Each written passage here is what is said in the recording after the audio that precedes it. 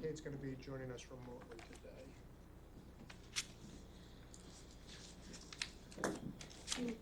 All right. Yeah. Oh, trigger finger. Arthritis. Just checking on him, just adjusting the chair. All right. They come off easy. All right, we're okay?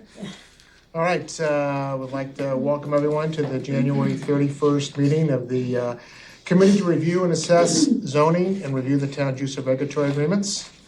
Start by reading the Mass General Law Statement. This meeting is being recorded and will be rebroadcast on the Town of Barnstable's Government Access Channel in accordance with Massachusetts General Laws, Chapter 38, Section 20.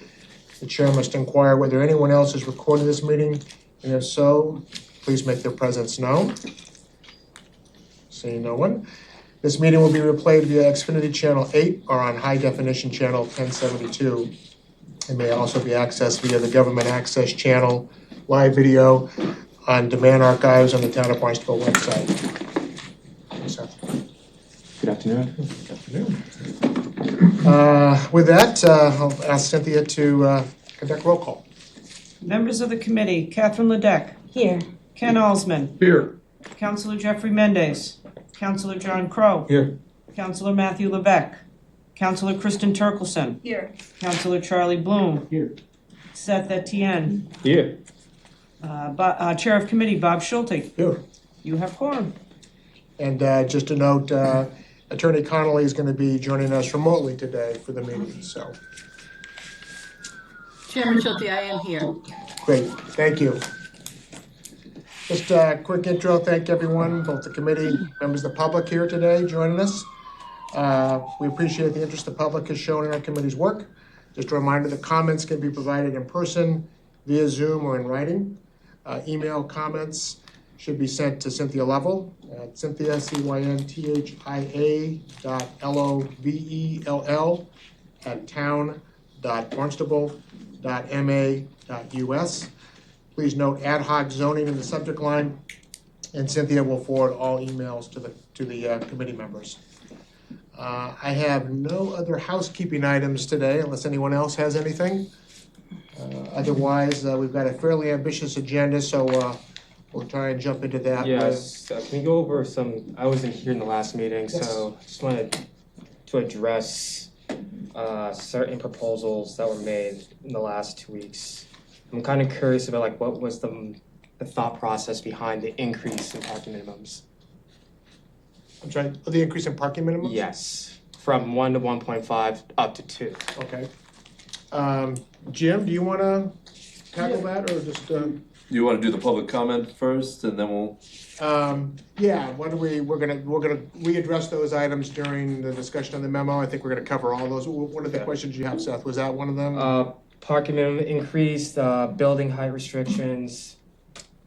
Technically, the not district rezoning, but building height restrictions that lead into the neighborhood district.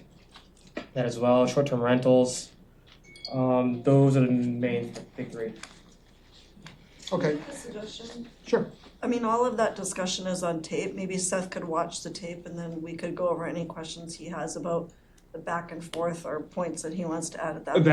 I did watch the tape, then I Oh, was okay. So you actually have okay. Yes. I thought you were asking us to re-summarize a whole Okay. meeting and I'm like, ugh. Sure. I think we're going to go back through those items today. In review of the memo, Jim had made some suggested changes to the memo that was circulated by Cynthia in the packet here. So we can go through those, and I think at that point we can hopefully address the questions, talk a little bit about what the thought process was behind those. Okay. Okay. Okay. If there's any other thoughts, we'll go to public comment. We'll start with in-person comment. And then we'll go to Zoom comment. Normally, the Zoom link is shut down following public comment. I will note it will be left on today to accommodate Attorney Connolly.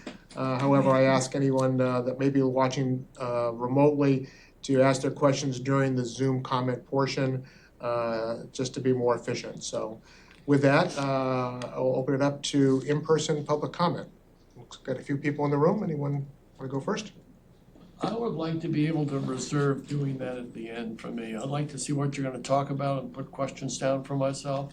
if that's agreeable, whether that's, especially since it's gonna be on anyway. Okay, we can reopen it to a short public comment if we need to do that, okay? Thank you. On your January 17th meeting, there was, You wanna introduce yourself? yes, Eric Schwab, Hyannis, how you doing? Enjoyed not seeing me. On your January 17th meeting, there was discussion about the homeless shelter move, and there was a request for data, which I pulled out today, and I just want to run it by you so you have some idea of the cost of operating a 50-bed shelter in the town of Hyannis at 77 Winter, and we can extrapolate those costs, to West Main. There are 240 police calls a year in 2024, at an average cost of $1,000 a call, which is low. That's $240,000. There are 180 fire calls. Many of them are transport calls, which we get reimbursed for by Mass Health for the most part. But they're more expensive than a police call. So even if it's only $200,000, it adds up to over $500,000 just for the shelter to be on a street in our town. I want to remind you that the Housing Assistance Corp does not pay taxes. They don't pay fire taxes. They don't pay general taxes. They do, however, pay water and sewer. So it's not a complete loss.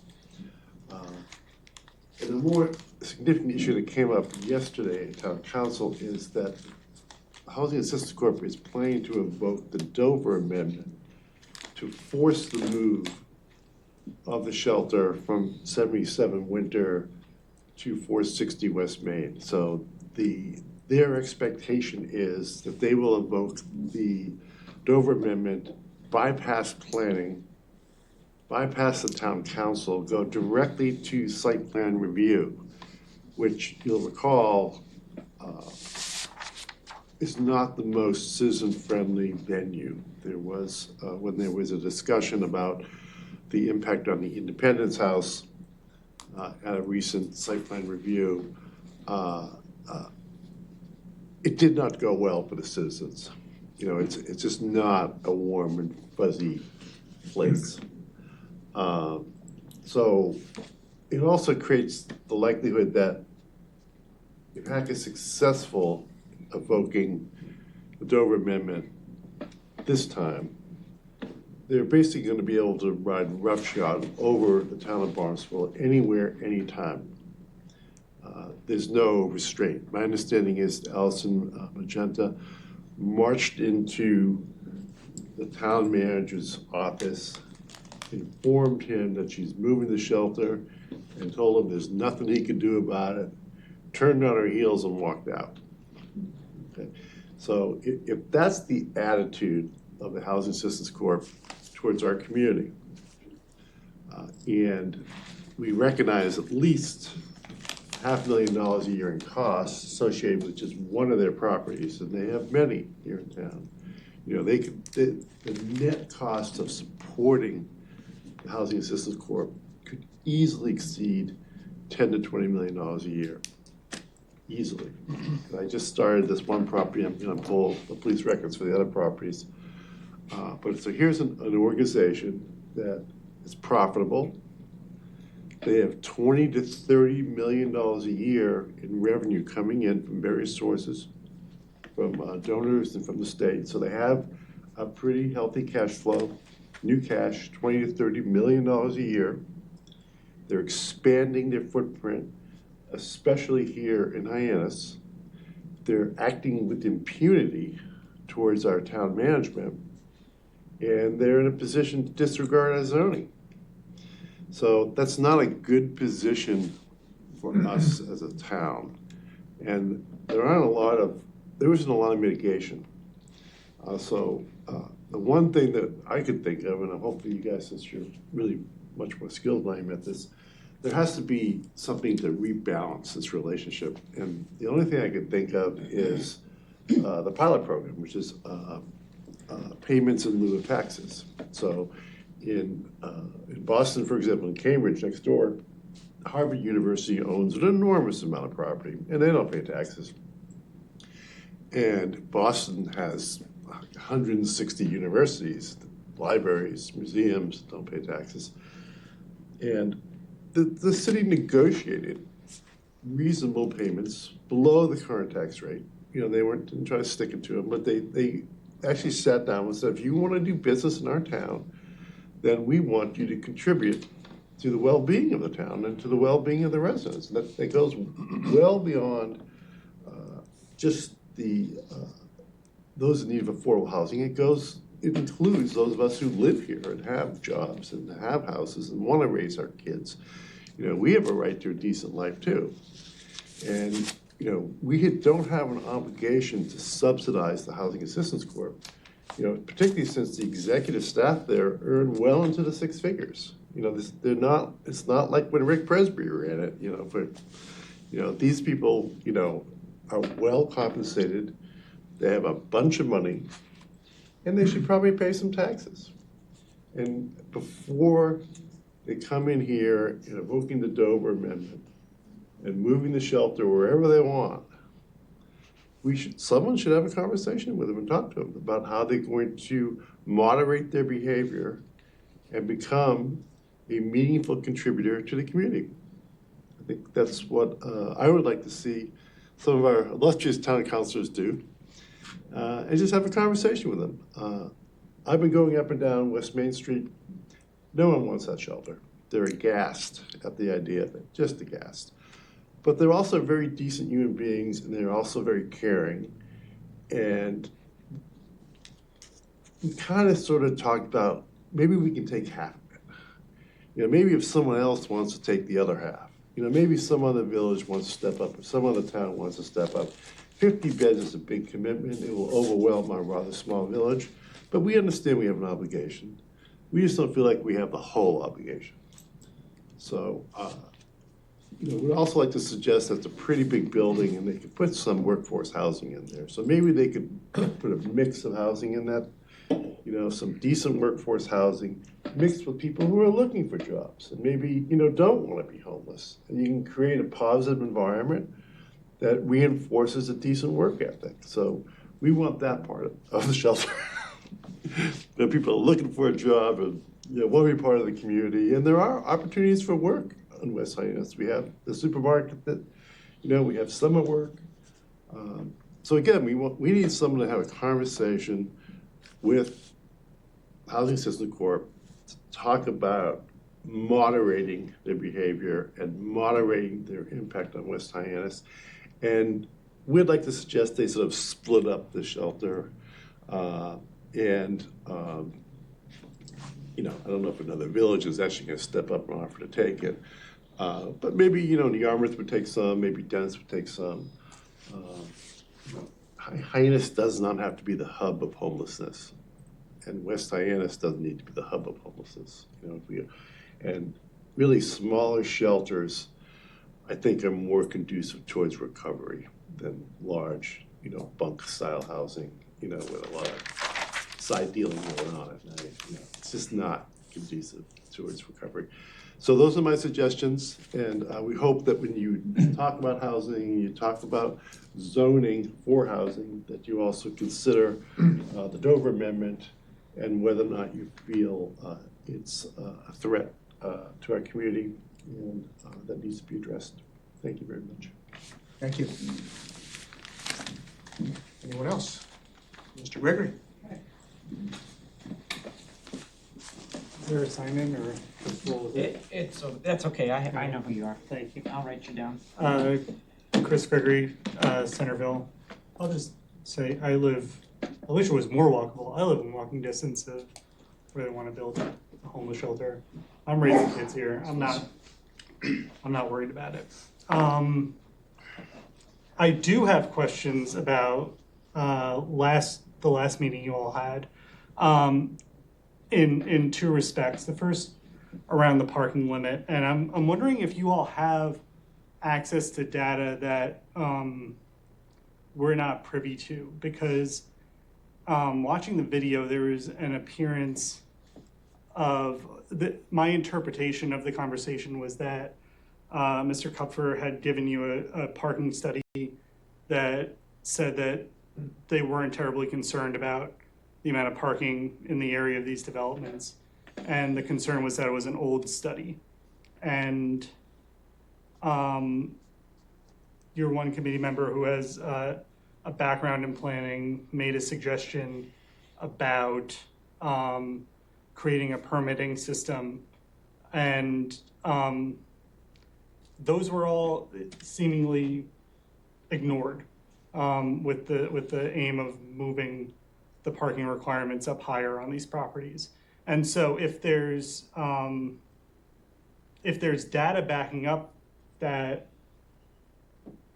decision, I'd really like to know about it and understand where it's coming from, because it would just make the conversation make a lot more sense.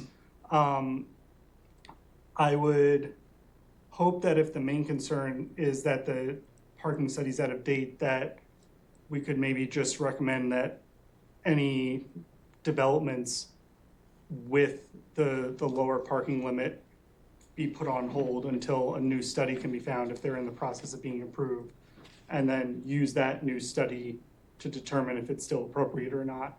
I really like the idea of a permitting system, even if it's just aimed at people in the affordable housing category, so that we can help those folks out at little to no cost using town property. I think that's similar to what Councilman Mendez had suggested when you were previously talking about housing tradesmen's vehicles at town property.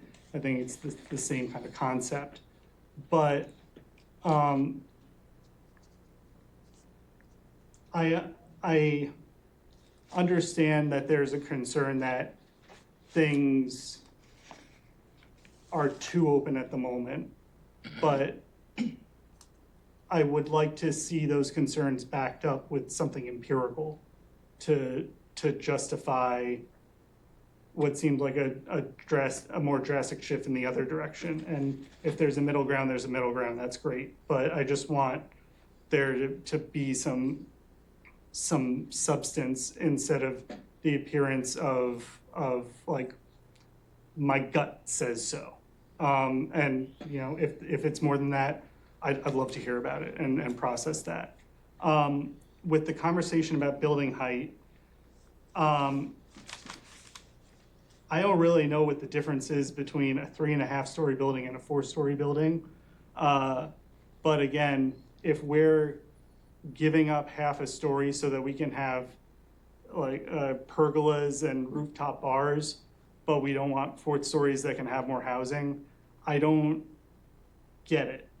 And again, this is another thing where people might feel like it's too open, or we're gonna end up with 4-story buildings up along Main Street the entire way.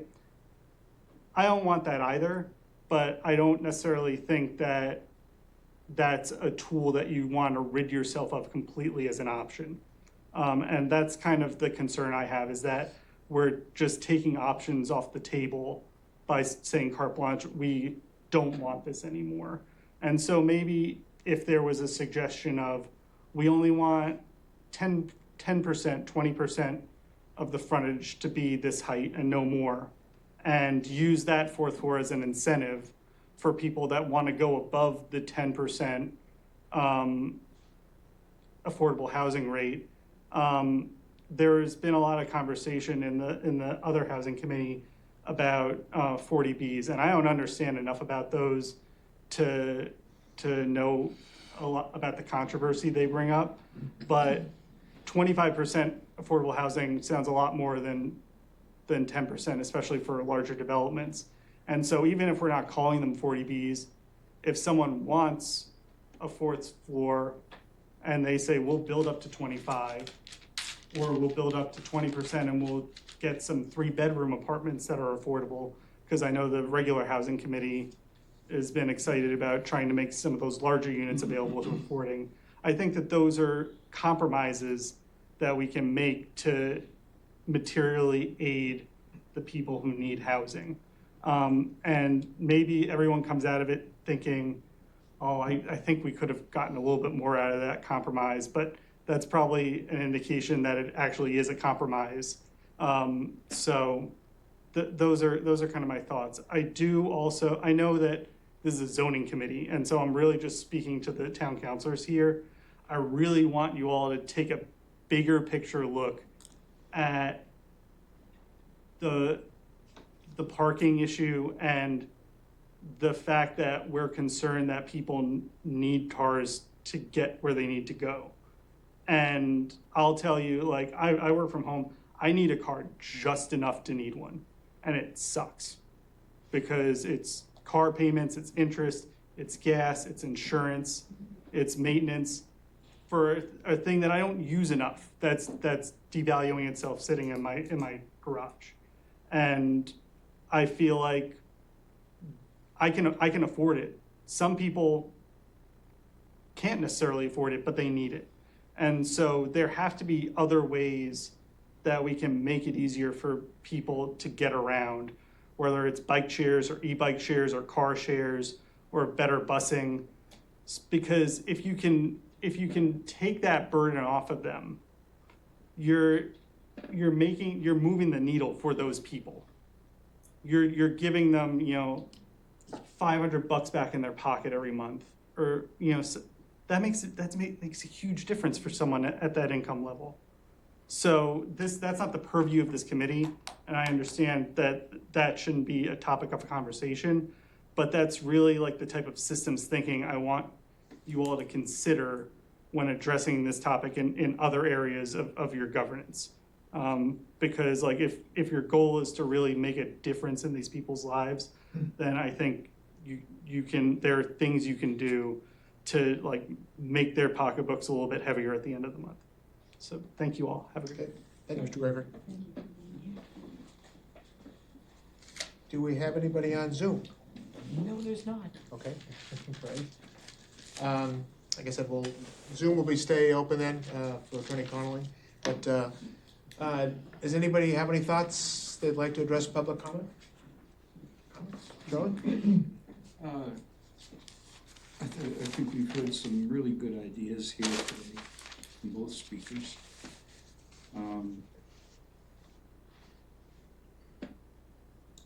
Let me just acknowledge that today I feel a little different about things.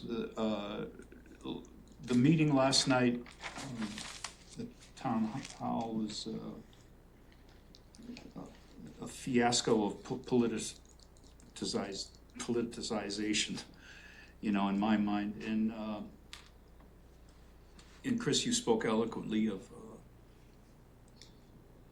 cooperation and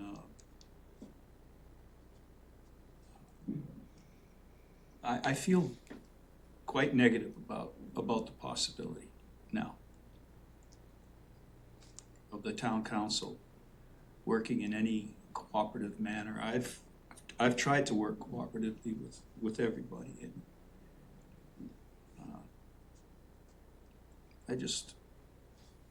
I don't see it right now, and that's the way I am today. And tomorrow I'll probably feel different, but I appreciate your comments. I see that you're willing to consider compromise, which is what governance is all about. But I don't know. I wish I could comment a little bit more positively for everybody, but I just don't feel it today. Thank you, Charlie. Anybody else? I feel like I've missed a chapter somewhere in here. So one question was, I have no concept of what the Dover Amendment is. maybe I should, but I really don't know what it is. And that might be a good starting point if someone has a quick definition of what that I is. just give you the 30-second. Let me ask, Kate, we'll ask Kate Connolly if she wanted to give a little summary of that, or Jim? Sure. Sure. Sure, Mr. Chair, through you to the previous speaker. The Dover Amendment was an amendment to the Zoning Act, General as Chapter 40A, Section 3, to exempt certain uses like schools, churches, daycares, and then as time went on, solar projects from zoning because they are special categories. That's the simple version. Okay. Before, go back to you in just a second, Ken. When this first got mentioned at the meeting last time, kind of think I heard about it that morning or the day before. And as I mentioned, I'm still uncertain as to this committee's ability to address that specifically. It's a specific use within a zone, given we're looking at recent and zoning amendments. I'm still unclear what, if any, ability we have to address that. I share the concern, Mr. Schwab. I live in that area. I know a lot of those businesses and residents, so I've heard similar comments. I'm just not sure, given the state of where that is, and this committee, whether there's much we can or will be able to do to address it. I'm interested to hear and talk about it, but I'm still unclear. Not trying to skirt the issue, but that's, No, my intent was simply to raise the issue and to expand the vocabulary of the town, because there are people talking about it. Yeah. And conniving to implement it, and are being quite arrogant about it. Yeah. And so I think we need, as a citizenry, to prepare ourselves for the fact that we're gonna have some pretty aggressive projects proposed that, to which we'll have very little recourse. And what Kate Conley didn't mention was that HAC has already successfully used the Dover Amendment to advance a project in Dennis. So what they're doing is expanding the special use categories quite aggressively, and unfortunately, we now have a precedent specifically for a shelter under questionable circumstances that's gonna have to be litigated, and the town is gonna have to litigate. I don't disagree, it's gonna be an issue, I'm just not sure. With that, Ken, I'll go back to you. I mean, that Kate provided us with a little overview, so I don't know if you have any other thoughts or comments on that at this point. No, it's, my sense is this is a relatively recent decision made by the state and affecting us. Is that not true? It's a private corporation. Pardon? No, No, the but Dover the Amendment, Dover- you mean, is relatively new? Yeah. Kate, No, I can you think- tell us, is the Dover, that's been around for a while, or? It's been around forever. The Dover Amendment has been around for a while. I don't recall exactly when. I want to say maybe 30 years. But it's been amended a bunch of times to add things. Agriculture's in there. I think I already said solar. That's one of the newer uses. But I have to check the act itself to see when it was first adopted, but it's not new. Okay. Could we have a description of, 1950. we have a description of, Kate, can we have a description of what the actual special use categories include? Sure, let me pull up the statute. I listed several of them, but I can tell you if any that I missed. Basically, it's religious uses, schools, daycares, agriculture, solar. Let me just pull the statute up on my laptop. I have it right here, if you can't find it. It's right there. Okay, Cynthia has it here, I think we found it. Statute says religious, educational, agricultural.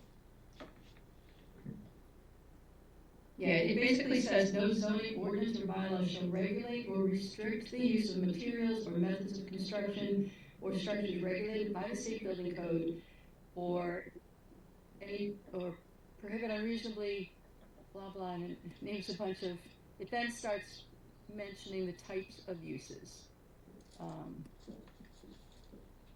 Family child care. I'm just looking for any that I didn't already mention. No, that's it, solar being the most recent. Does it say homeless shelters? No, but the homeless shelter is run by the It's run by the Catholic Diocese, organization, right? which is a religious, they own it. Yeah, so it gets, I think it goes under that Religious umbrella. activity, I mean, Yeah. I don't know how I mean, maybe they consider themselves an educational institution. I don't know that they call themselves religious, but I think they do educational programming, so maybe that is part of how they are able to use the Dover, amendment to their benefit to be able to bypass local zoning. I'm making that up, I don't know, but it's just my guess.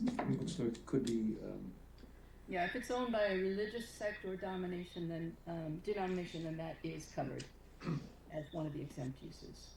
It doesn't specifically say homeless shelters, but I would say if it's operated by a religious institution, then it would be protected. Owned by HAC but operated by a religious organization, so. So again, I think, we can maybe delve into this a little bit more about, whether that falls kind of within the scope, but appreciate, Mr. Schwab bringing that to the attention, so. I think there's gonna be a lot of other groups in town that will be looking at this, including the town council and other groups, so. If you like, I can send you some recent articles about developments on the Cape, which were litigated unsuccessfully by Sure. towns. If there's anything like that you wanna send to Cynthia, then she can send it to the committee. Has there been a history in the town of shelters being moved around to different locations? Is this the first time this has happened? Is there a precedent? It's the first time, because it's the first shelter. Did somebody say, was there something there originally that got moved to Winter Street, now they're talking about moving it back? I don't know. I remember Jim, 20 do you know? years ago, there was a move. I don't recall, but I do recall there was some discussion of it was relocated to, or it was located on Winter Street from an area that was west of there. I don't know if it was the same location or not. I seem to remember the same thing. Yeah, I think It was he's opened it there. That was originally a Porsche Audi dealer, and he bought the building and opened the shelter there at the request of the town. And then as he was retiring, he felt that his successor wouldn't want the extra burden, so he approached the Catholic Charities and asked them to take it on, and they moved it to a property they own, which is at 77 Winter. But now there's this flip back, right? And again, the issue from our perspective as a neighborhood is that there are no details, right? No one's like presented a plan, no one's, called a community gathering, there's barely any notice in the paper. I mean, it was literally a paragraph at the bottom of an article in the Cape Cod Times. I spoke to the town manager, he knew nothing about it. I mean, he legitimately knew nothing about it. And he, referred what he knew to the town council, and they, which is nothing. So here we should be having a community discussion about what is appropriate and what we can handle, given the fact that we're gonna pay for it. I mean, we're gonna pay for it, right? And typically when you pay for something, you get some input as to what it is you're buying. And so, there's a feeling that we should have that discussion. Well, if you could send any of the information to Cynthia, and then from there. Do the best. Thank you for your tolerance. Sure, thank you. I appreciate the position. Sure, thank you. Mr. Gregory, I'll try and answer a couple questions, I think, and then Jim, maybe you can share, chime in as well. I think one of the questions was about the parking study. There's been a couple of comments about that. I think Jim, we've talked a little bit about that. I think with input from Jim and the planning department, I think the thought was it would probably not be advisable to update at this point, is what you're saying.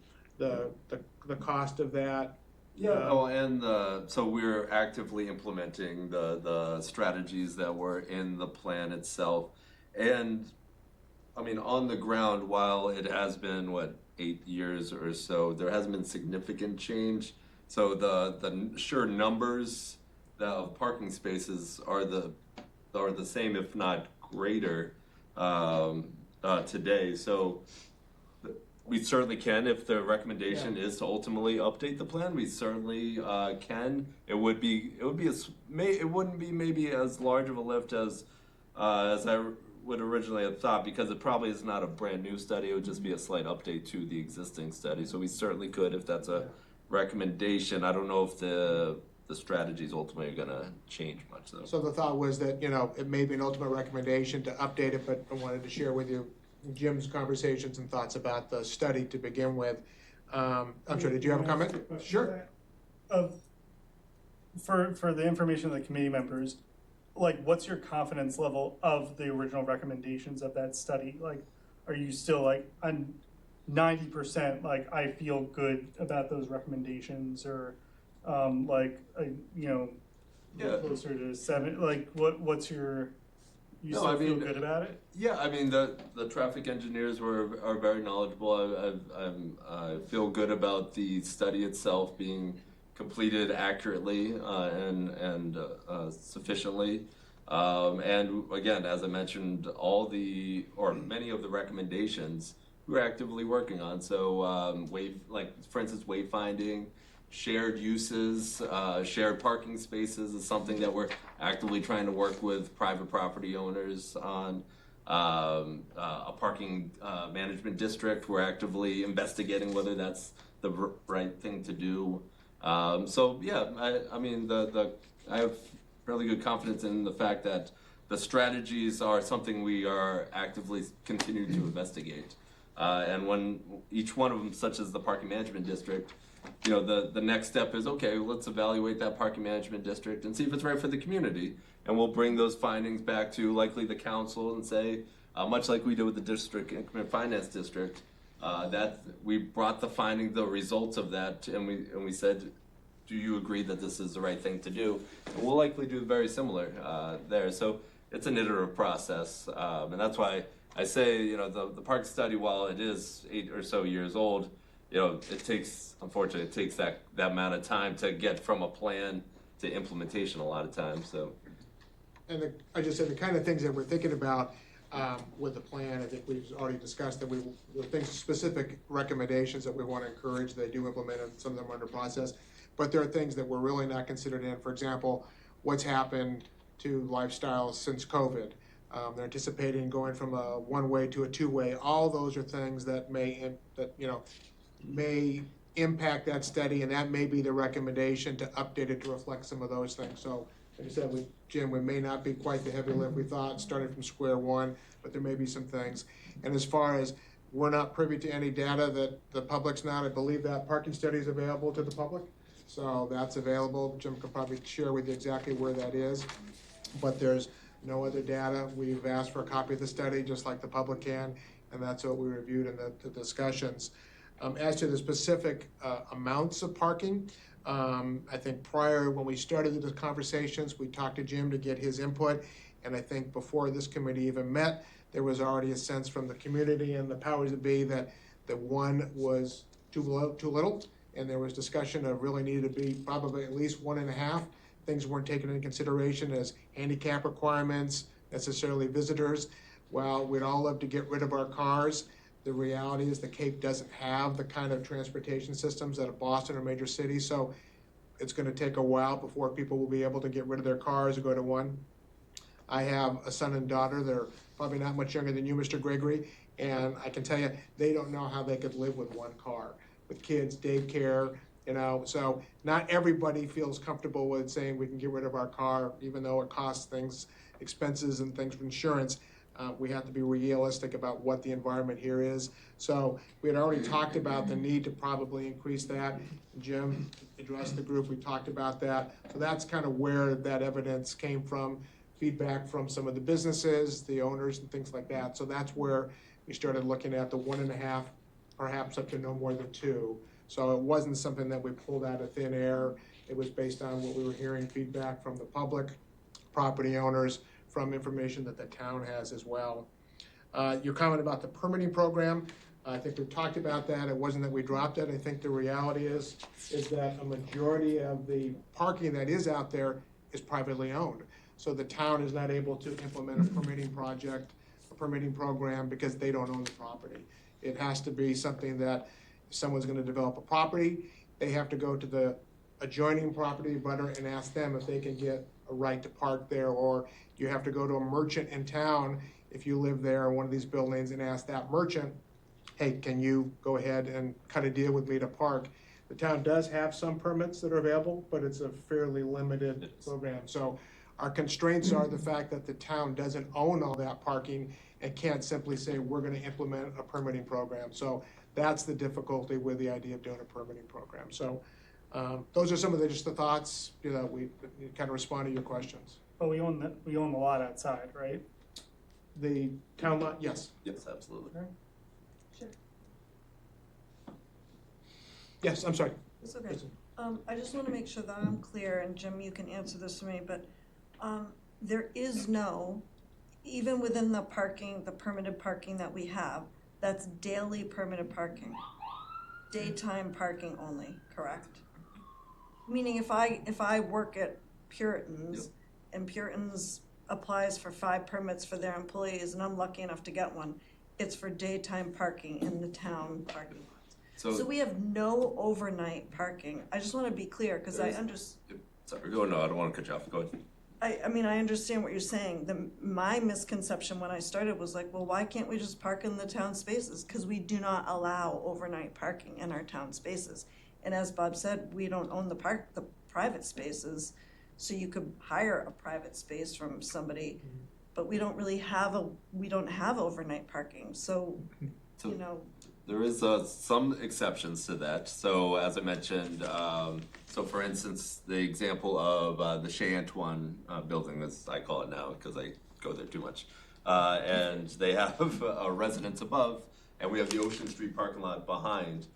We do permit some of the residents there for parking at Ocean Street parking lot, which does allow for essentially permanent parking. It's the annual permit that goes there. However, the stance has been, and the parking study kind of supports that the town shouldn't be the primary permit authority. There are 13,000 parking spaces, only about a little or under 4,000 of them are public spaces. So the balance of 9,000 to 10,000 spaces are those private property parking spaces. And the recommendation is, how can we get those private entities to work better together and share those spaces? And how that comes about, that could be a discussion that we have. Existing ones are a little bit harder, but as new development comes in and they're looking for additional parking spaces, that's been the suggestion, is talk to your neighbor. They have a sea of parking over there. You need 6 more spaces. Go talk to your neighbor, as opposed to coming to the town and asking for permits. And of those 4,000 town spaces, of the 13,000, how many of those are permitted that allow overnight parking, like Shane? Like a drop in the bucket, like maybe 50 overall. So that's not the solution to the problem, say, of 307 Main that has 120 units, and we have 200 people that theoretically have cars, and we have these 80 people that somehow need to put their car, or they have a truck and a trailer, and I think that's like kind of what we're trying to solve, is people who aren't as lucky to be able to stay at home or only have one car, because our transport system isn't caught up. There's not a grocery store people can walk to. There's, people don't all just work from their homes. So I think that's I'll speak for myself, was my personal sense, is like, we're not quite there. We don't all just do DoorDash and have our groceries delivered, and that there are people that actually have to exit their homes and access the community, and that means they might need a car, even as expensive as it is. And then the reality is that somebody wants to go keep their car, then they're spending the money to keep their car at a paid spot, so the money they might be saving in rent, they're spending, $400 to park their car down the road. So it's a complicated issue, so. Just to clarify, I was specifically talking about the affordable housing, so there would be 10 units in that 100-unit building, and so can we do something for those 10 units, which is like 10 cars, and so that they don't have to go out of pocket to worry about parking. So I'm sure that there are people paying market rate that still have trouble making ends meet, but I was specifically focusing on the affordable folks, and there's as far with 10% of the housing going towards that on these developments, there's not a lot of them. So that was my thinking. Yeah, I don't know who would pay for that, but, or how we would, I don't know if that's legal to legislate. So I don't know. I'm confused. So you're suggesting that, so if you had a 100-unit building, 10 of those would be affordable. You're saying you want to see, They have one spot. you want to see one spot per. They have one more, if we can give them one more spot if they need it on town property. Like, it's the degradation of our asphalt from the car being on the property. Like, I don't understand the expense. Like, maybe there's the expense of like getting a sticker for them and the degradation of the lot, but we're not talking about a lot of affordable units. They already have a spot in theory. So like, if they need another spot and we have spots that aren't being used at night because all the town workers go home and aren't there in the weekend, like, can we help them out so that they're not spending $400 a month on an extra spot? I think the difficulty there. And I don't understand all the ordinances, but what I hear is when we don't have that now, what I hear is we don't have that yet. Like, Yeah. So what you're suggesting is we make like a permitted program where we take, let's just make a number. We're gonna have 50 affordable housing units in this zone, and we take town space and permit those 50 spaces just for the 50 people that might be in those affordable units if they have 2 cars. And they might not. There might only be one car in that unit, so then we'd only need 49. So you're saying make like a special parking zone that would be for those that are more than 1 car in an affordable unit in this zone. yeah, I mean, the intent would probably be that it's overnight and weekends, because if they're affordable housing, they're working during the day, they gotta take their cars. What if they work from home and then their car is at home during the day? Or I work they're from off? home. I don't know how the AMIs work out, but I have trouble envisioning someone working from home who's hitting an income that's getting them down to that. Well, I mean, it could be single parent who, but then they have the one spot. That's the thing. Like, if you're, like, I think that it doesn't take a big stretch of the imagination to make it work. I mean, I'd say it's a creative idea. I've never heard of creating separate housing or parking for affordable units. I assume the town is not gonna want to be able to do that. They'd look back to the developers to do that. Again, some of the complications, you look at the North Street parking lot behind all the businesses there. Jim took several of us on a walk. It's not as simple as having just even 1 or 2 people to negotiate with. I think, what is that lot owned by? 16 different people? So the idea of trying to buy off a piece to create parking is very complicated. Not to say it couldn't be done, but that's a novel. I don't know if you've ever heard that kind of suggestion, No, Jim. it's interesting. Yeah. I could definitely give some research to it. The idea of creating again, I don't know, what the town's appetite would be for paying for that, or you go back to the developers and Well, require how many that. spots do we have in the town parking lot outside of this building? It's more than 50. Like I know that means people are gonna have to walk, but we own, like, parking is some of the most expensive real estate in this country, and we have a bunch that just goes unused overnight and on the weekend. So, like, that's the thing, like, if we can make people's lives materially better for very little cost, I don't see the problem. The problem is, Chris, that there are people who have an incentive for it to remain that way. I'm just putting it out there. I'm just, I agree with you. I agree with you because completely. I haven't heard a reason no yet for that lot outside. Yeah, I have to say, and this is just my own opinion, I think it's a great idea. The whole purpose of providing affordable housing to those in that economic strata is to give them a hand up so that they can potentially grow their incomes to move up and out of the affordable housing category. Parking, it's costly. I think it's not a bad idea. I think that we need to look into it and see what it would take to do something like that. And you're right, it may go back to the developer. Yeah. I like it. I think it's a great idea. Yeah, since I may be, was part of the instigation of this discussion,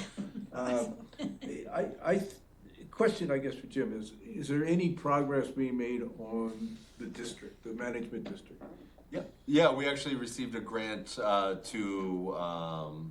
develop out a plan to see if we can implement it, so. Because I think, if you just try to solve one problem within the whole district, you'll create two problems.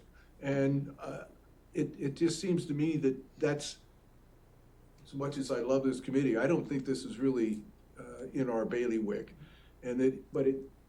The idea of saying, hey, let's get moving with the idea of the district makes a huge amount of sense. And it's within, then they can sit around this table and try to wrestle with that idea. I know it's not timely, but we're not gonna solve it. Yeah, I mean, the recommendation may be to, look into a program like this for the town council. So it's a novel idea, I haven't heard of that suggested before, Chris, so that's something to, Jim's made a note of that, and we'll think a little bit about that too. So is there a law against overnight parking in public parking right now?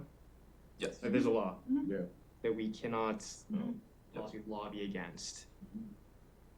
Okay. Suggestion may be to relook at that law. Yes, Yeah. and then it's like we're currently, like the mindset that we currently have is like we're not in a position to not live without cars, but we need to shift towards, can this town be a place where you're not screwed if you don't own a car? We're not banning cars.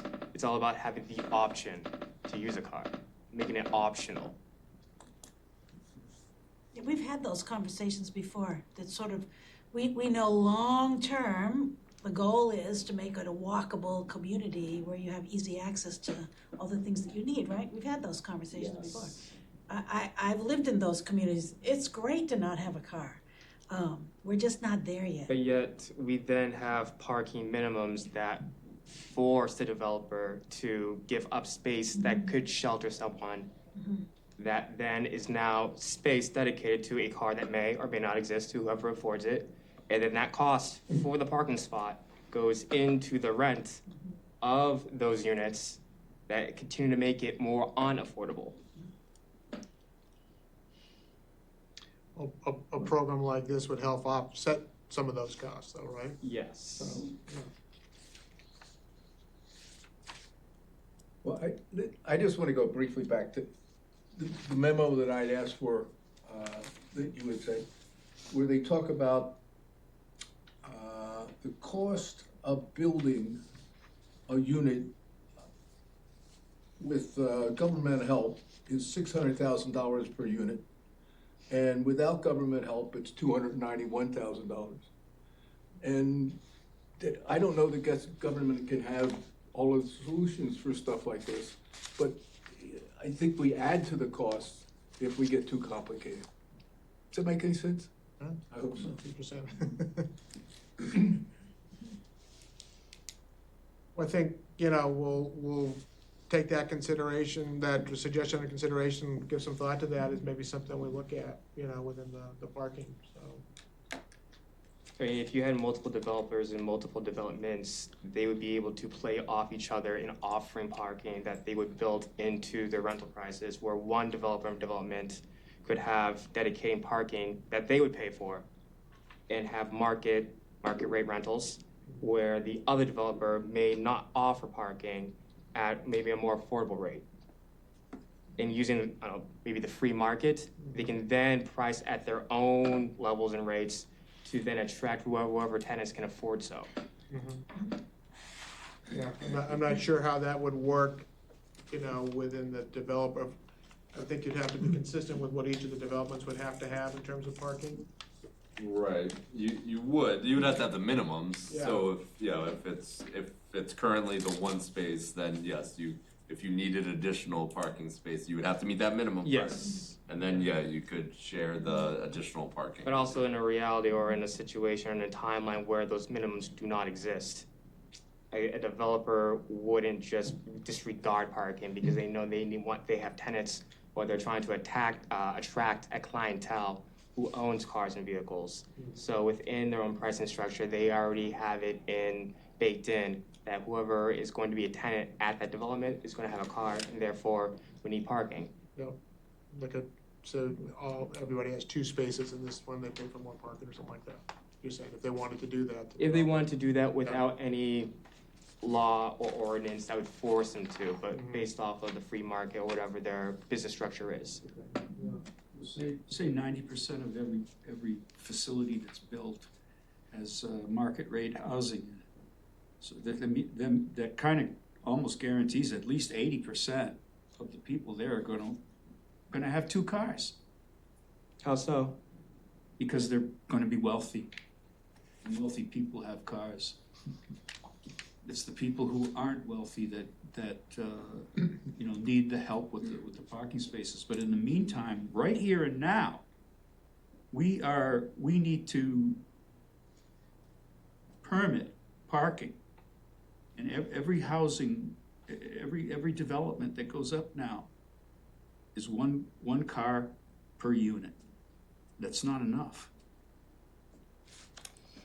It might be enough for an all affordable facility, where say Hack's Place on the corner of Stevens and North Street, where all the housing is supposedly going to be affordable. It might work there, it might be okay, but you got other places that have huge populations of wealthier people. And they're gonna have cars. They're not all as socially conscious as you are and as Chris is, and we don't have that now. We can't permit right in the here and now for things that might come about in the future. As a committee, we can talk about the future, but what's happening right now, that's what I'm concerned about, and I'm concerned about putting a whole bunch of cars out in the parking lots is going to be great until there's a blizzard, and then the town's going to get all kinds of crap because nobody's going to be happy about having their car buried in snow for 3 days, and everybody's going to be shoveling their cars out and in these parking lots. It's bad enough that it'll be a project to dig all these cars out in place like 307, but. Let me suggest this might be a good segue. I think, we haven't formalized the recommendation yet, but maybe to go to the memo, which was item D.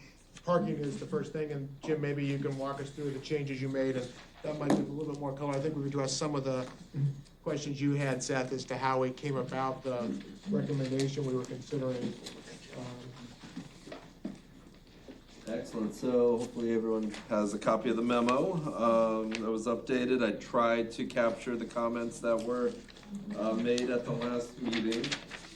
So on page 2, under the section for parking, potential recommendations to town council, in red are the suggested changes based on the comments made. And I did mention to Mr. Schulte that I did add some language from some earlier conversations that the committee had and suggestions from the public regarding dimensional standards. So I just wanted to make that noted too. So I'll just read it in full so everyone can have an opportunity. So the committee recommends town council consider amendments to Chapter 240, 2415C, Table 2, minimum required accessory parking spaces by increasing residential or artist live work per DU, which is dwelling unit. And so this is essentially the residential category, from 1 space per unit, which that it is now, in all districts to a parking ratio greater than 1 space per unit. This is the change based on the comments last time, up to no more than 2 spaces per unit. And when calculating the overall parking count for a specific project, the committee recommends that the state mandated handicap parking spaces that shall be required for any proposed project are not to be included in the overall parking count. Additionally, it is recommended that the council may wish to include parking dimension standards for all districts in the downtown Hyannis zoning.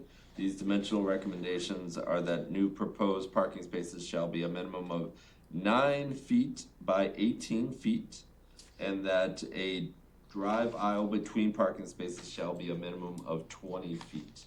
And a 9 by 18 is kind of a general, you can go up to 10 by 20 if you really wanted to, but a 9 by 18 is a typical space. So, again, Jim, correct me if I'm wrong. But I think, that was, kind of a general standard for the dimensions. Yep. And, I don't mean to put you on the spot, but I think based on what you shared with us, what's happened since the zoning was in place, what we've seen, the reality, the input from comments from property owners, developers, the no more than one, the one, what is it? 1 space per unit up to no more than 2 spaces per unit. That was not considered unreasonable in light of all the facts and what we've heard and the input? Right, based on comments. Certainly, I think more than one has been a reasonable conclusion of the committee based on the fact, again, as you guys highlighted, the ADA spots are not included, visitor accommodations not really included. Again, I do say that from my professional opinion, I don't believe 2 spaces is that right number. I believe that is too much based on everything we've seen. But somewhere in between, absolutely. I think you guys are absolutely on the right track. And I don't know if we need to define that number or the committee needs to define an exact ratio right now, but somewhere in between there, I think you guys are absolutely moving in the right direction. Yeah, I think we've come to the conclusion that, it needs to be more than one. A recommendation is gonna be the town council is gonna have to be more work done on that, but it could be 1 1/4, 1 1/2, 1 3/4 is what they could ultimately settle. I don't think we're gonna necessarily be the one to decide that, but I think that's kind of how we got to where the recommendation is. I can see that. I'm just it's interesting to me that I'm offering almost arguing on the behalf of the developer, because I'm more than positive that a developer would rather have more rental units so that he can get more, or they can get more rental income, more cash flow into their investments, which pay off their mortgage quicker and quickly come back into profits. But I find it interesting that the language in the parking minimums almost denies the developer that opportunity. And that this is not so much about parking, but limiting the space that could house a certain kind of individual. Say that again? So I'm more perplexed that if you were to take away minimums, I understand this is more of a compromise, and I'm willing to compromise to 1.5, whatever. That instead of just letting the free market decide and letting the business interests of the developer make the decision of, okay, how many parking spots do I need to attract the clientele that I want in my development?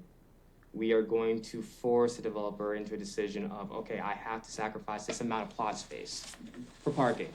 That's not gonna generate income for me, so I have to get that revenue back somehow. So I have to raise my rents, which would then definitely cut off a certain level of income from people being able to afford in that new development. And it's pretty obvious that we keep hearing about housing is unaffordable, housing is unaffordable. Saw it in this article, even in the article. While there is a need for affordable housing and a market for high-end amenity-rich apartments, the market rate story is different. Saluzzi acknowledges that there's a shortage in affordable housing. The market rate rental market looks like it's getting close to saturation. And it took me a while to understand what exactly he was talking about, but in reality, what he's saying is developers are struggling to make a return on their investments in the new developments. We don't have enough, it's not about saturation, there's a market segmentation. We don't have enough high income earners in the area in order to justify all these new developments. So how are we going to rectify that? Are our zoning proposals helping that out, or are they only adding to that issue and that problem? I think they're, personally, I think they're adding to the problem. Because everything that's coming through is, I mean, we're lucky if we squeeze 13% affordable out of a facility. So, what's gonna end up happening is these places are gonna go bankrupt. And then they'll sell, and then the renter will eventually maybe have an opportunity to live in a place that was built for, you know, a market rate, but they can't get the money anymore, so they're gonna have to lower the rents. But we can't wait for that to happen. People, as you know, people need workforce and affordable housing now. Yes. And we need to get it to them. And the guy is saying that pretty soon we won't be able to build workforce housing or affordable housing because every possible space will be taken up. I mean, that I do not agree with. If you look at the land use map, Hyannis makes what? An eighth of the town of Barnstable, but a third of the population lives in Hyannis. Yet every single development that we offer is always in Hyannis. Every single one. Well, the reason why, you know, is because Hyannis is already gone. I understand that you don't want to touch single family zoning, and as a politician, well, I'm not even a politician, but I shouldn't say that out loud. And this is how it bleeds into building height restrictions, as you said earlier, because that fourth floor could have gone to a family. Maybe that could house 4 other people, 6 other people, 10 other people. But are they going to make enough money to charge enough rent so that the developer can profit off that? More than likely, no. Now, I want to be an idealist, but I want to dwell in reality. I want to bridge that gap. But then, I don't know what the but is, what the ellipsis I'm saying is. Jim, in your experience, in your education, can zoning be used as a tool to excite business development? You mean business housing development, just development in general, or? Like while I was researching, I was going over this, I was really curious, what does the developer see? What are the costs that the developer could cut so that they wouldn't need to charge as much rent so that the local population can afford to live here and this business cycle can go on and people can be happy? However, I understand that the local job market doesn't really allow for that. So are there zoning policies that would entice business development or business growth so that there are people that can work jobs here and afford to live here? Oh, sure. So, yes, I mean, of course, in terms of economic development, Okay. there's many opportunities that we can seek. We actually have a lot of these conversations with the local comprehensive plan, like trying to attract the blue economy, enhancing things like broadband throughout the Cape, all of those things. Because we send folks up to Boston for these economic development conferences, and they say, what do we need to entice you to come to Cape Cod? What do we need to come to Barnstable? And it's the infrastructure, the people, and a short commute. And we don't got any of that. We don't got the housing. We don't got the people, and we don't have really. Well, we're getting better with infrastructure, but we're not quite there yet. So there's definitely comprehensive planning that helps with economic development. I mean, zoning does come into play in terms of opportunity. So as we're having this big conversation about Independence Park and what the future of Independence Park holds, the zoning can play a role in that about what can go into where and how. Obviously for housing and bringing people, that certainly by right zoning, certainly things like the downtown Hyannis zoning that seek to drive investment. Certainly plays into economic development as well. We watch, boarded up buildings now being invested in. So yeah, all those things all play together. So infrastructure, a short commute, and people, pie in the sky idea, but doesn't mixed use dense housing solve all three at once? It can help. Certainly can help. Yeah. Again, I know that's a very unpopular idea. It's just that when I look at these numbers, the median monthly rent in Barnstable is $2,900. What? The average is, what was it? $2,600. It's so what? We're competing with Quincy. And to a young person with a degree, it's like what? It's like my family that brings me down here and not out in DC. The reason I wasn't here 2 weeks ago is because I was with my friends in DC talking about our career plans. And every single time I visit them, they always ask, Seth, what's up? When are you coming out? When are you coming out? It's like, just wait. Keep in mind that my generation and younger, we're not getting married and having kids at the same rate that you guys are. I mean, maybe we're just that awkward, but the effect of that is there's gonna be a lot more single people, and we're not gonna share our housing. So there's gonna be more of a need to grow the housing supply.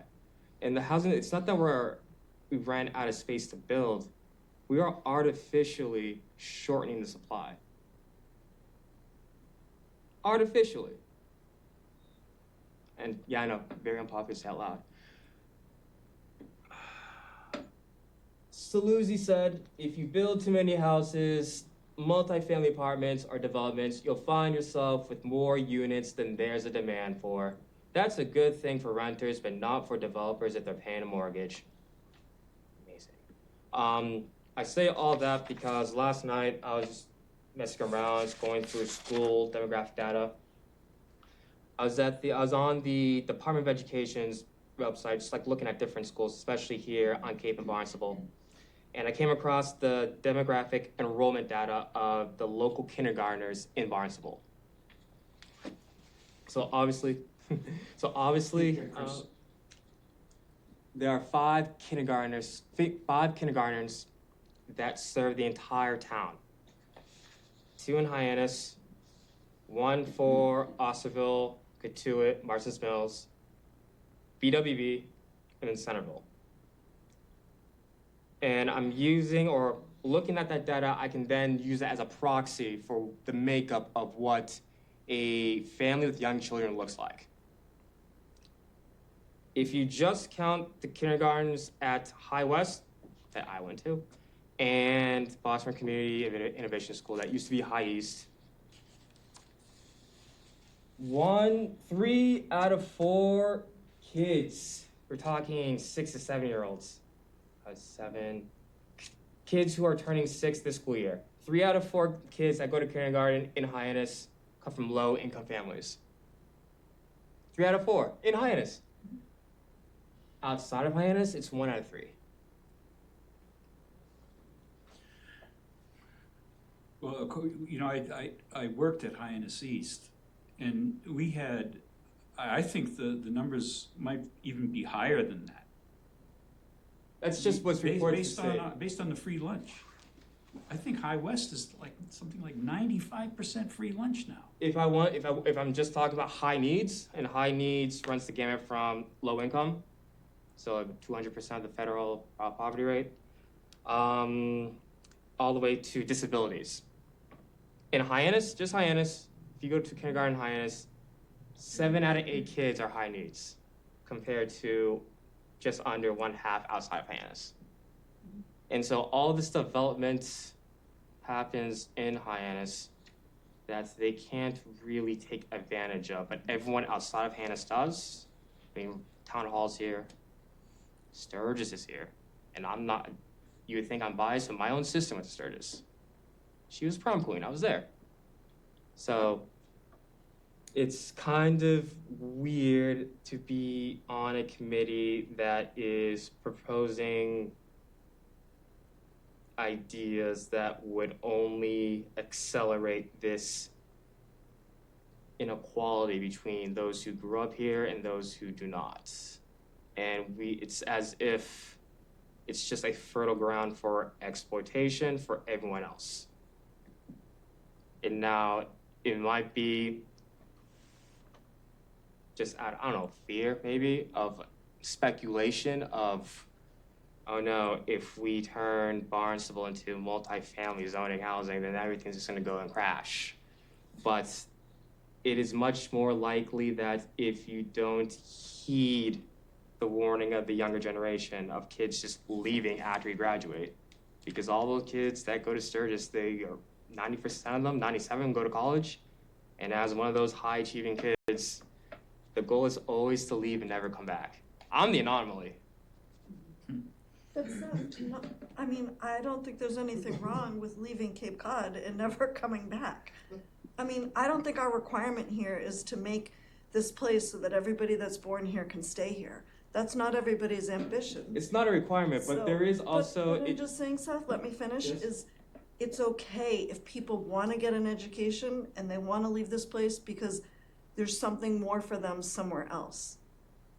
There's a Let me job, pause. there's a partner, there's travel, there's food, there's clubs, there's this, there's that. I mean, lots of people leave this place for many reasons. And I mean, we can't just cater to like only the young people that want to stay here. I mean, it's a broad thing. I think everybody here wants more housing, more affordable housing.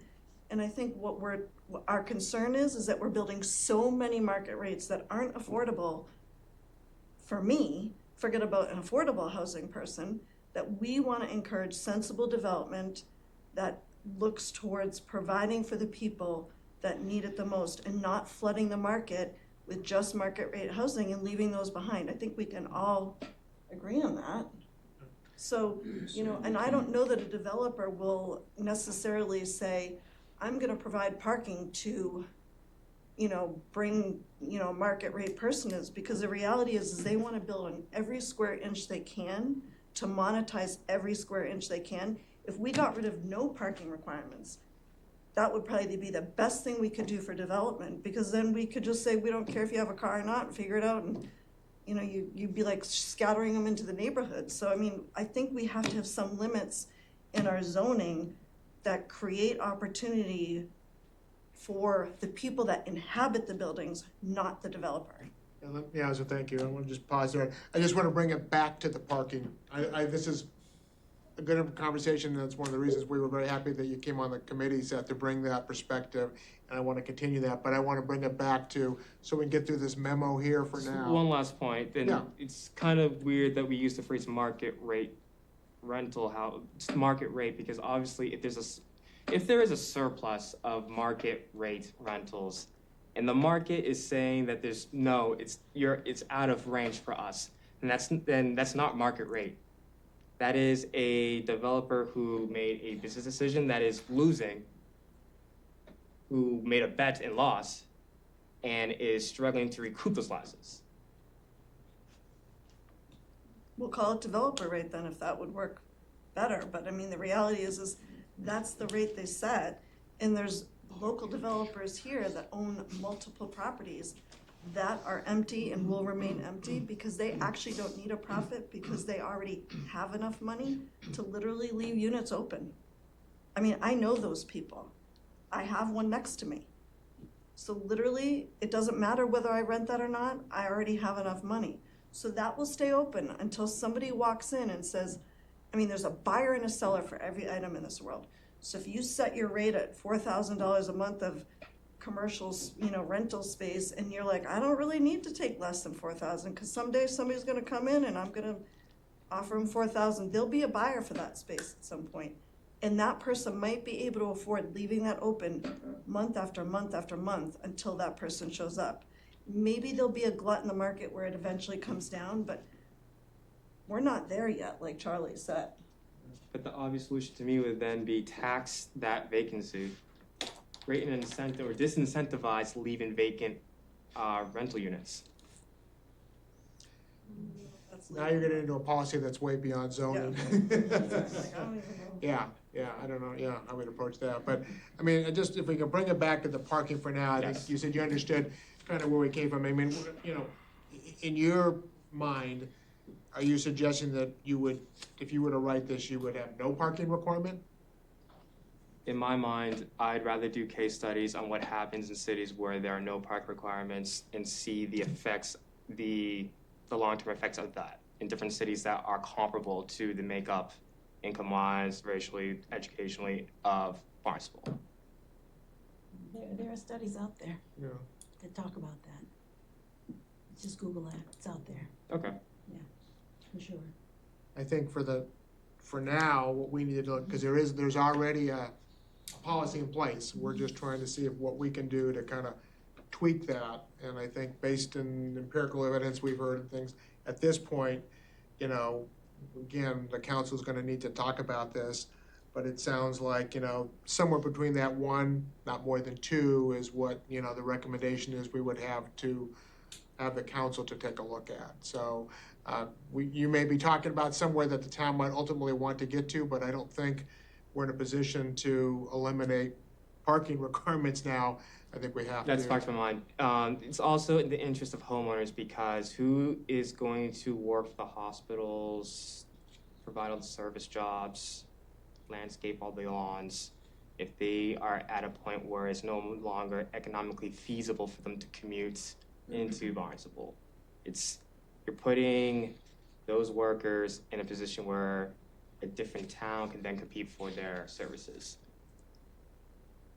That's the kind of long-term planning that I'm not sure that older homeowners are thinking about. Don't be so attached to your home property values where essentially you're funding your own mausoleums. I think the market has something to do with it. I grew up in a community where everybody commuted, and it was much more expensive than this one. I never was going to live there. When I graduated from college, I left. Much more expensive in this area. But everybody commuted to New York City. Okay, and they came out to the suburbs to have families when they were a little older. But your point is that I just want to make, I sort of lost my train of thought, but I'm saying, what's going to change that is wages.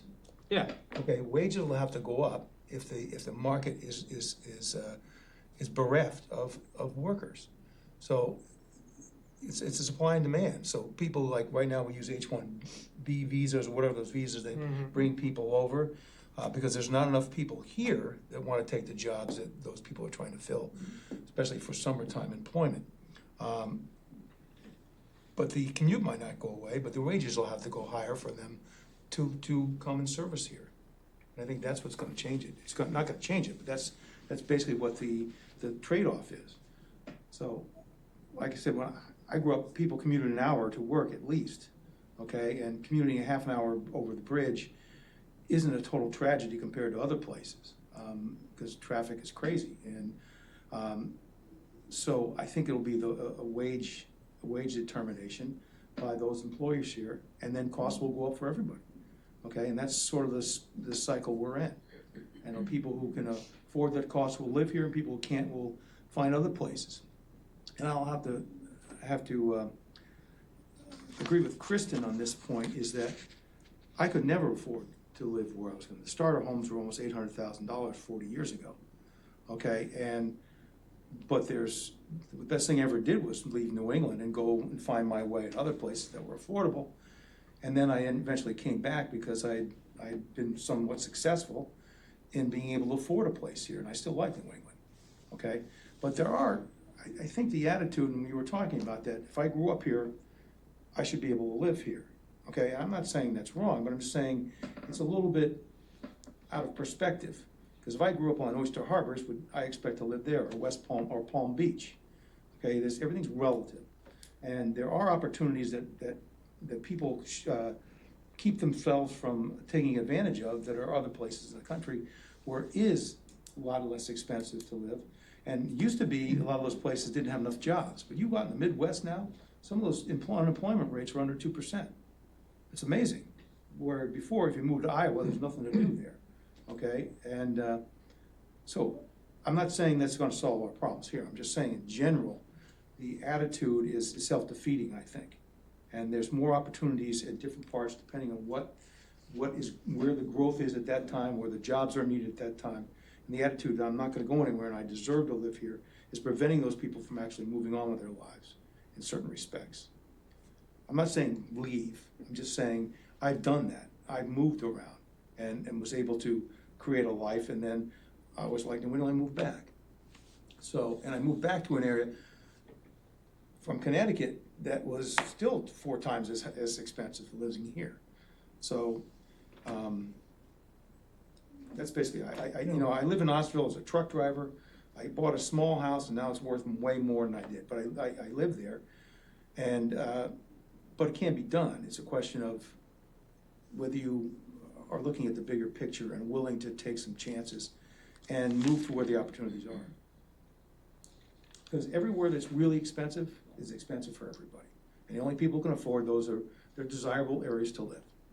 And people have to realize that, yes, they're desirable, but there's other places I can live and make a living for myself. And then at some point, I might be able to move back to those areas. It's just supply and demand, and it's just what it is. And so I don't want to give a lecture, but No, I understand. Jenna, you understand? It wasn't. I'm not speaking for myself when I do say that. I'm speaking for the other people that I may have taught, that I may have grown up with, that don't have the same opportunities that I do. Yeah, I agree. Yeah.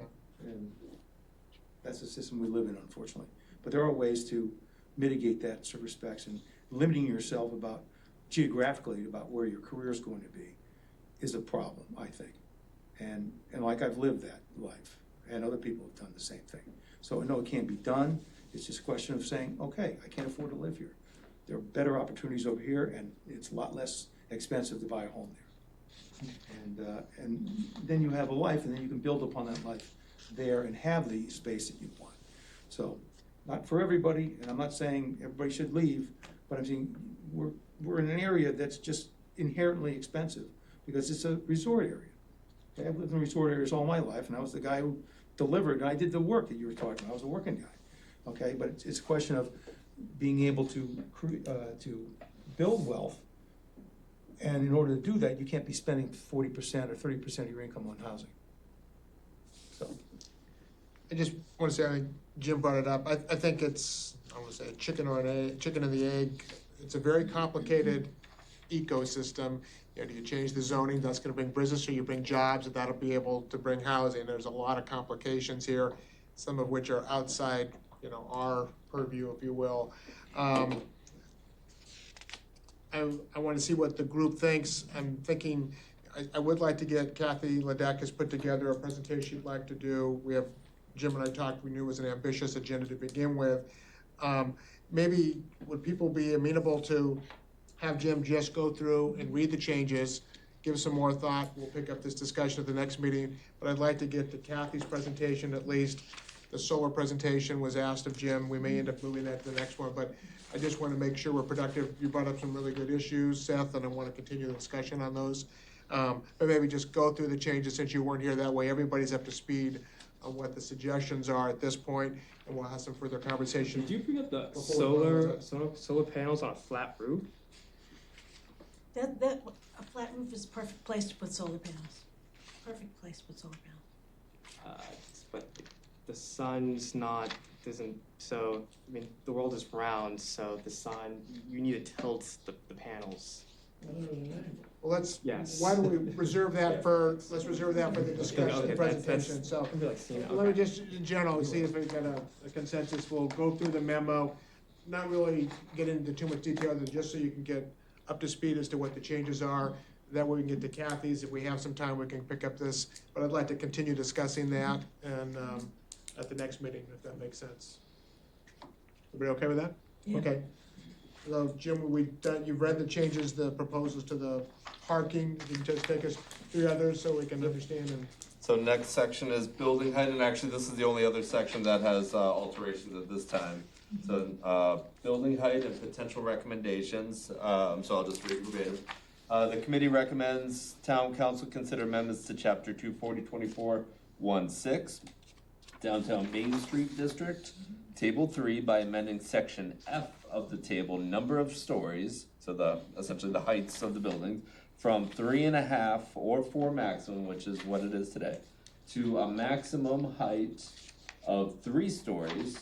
However, it is recommended allowing for a 3 1/2 story if the rooftop is proposed to have active space, such as rooftop amenities for residents, active commercial space, such as restaurant, green roof, etc., as well as eliminating 24024-16C6.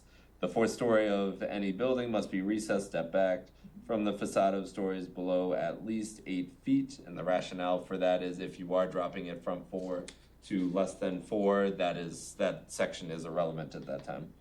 And then again, it's somewhat repetitive, but this is for the secondary district, the downtown village district that's around the DMS. So the committee also recommends town council consider amendments to chapter 24024-17, downtown village district, table 4, by amending section F of the table, number of stories, from 3.5 or 4 maximum, to a maximum height of 3 stories. However, it is recommended allowing for a 3.5 story if the rooftop is proposed to have active space, such as rooftop amenities for residents, active commercial space, such as restaurant, green roof, etc., as well as eliminating 24024-17C4, the 4th story of any building must be recessed, step back from the facade of the stories below at least 8 feet.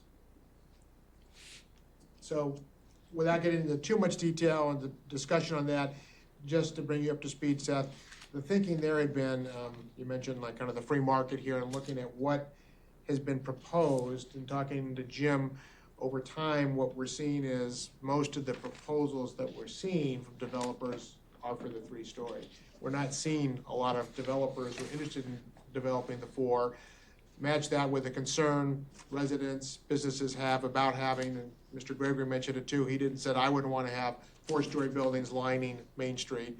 The thought was this was a compromise, bringing it down to 3, but you could go to 3.5, because we already had a setback for the 4-story, but we go up to 3.5 that was used for that rooftop garden.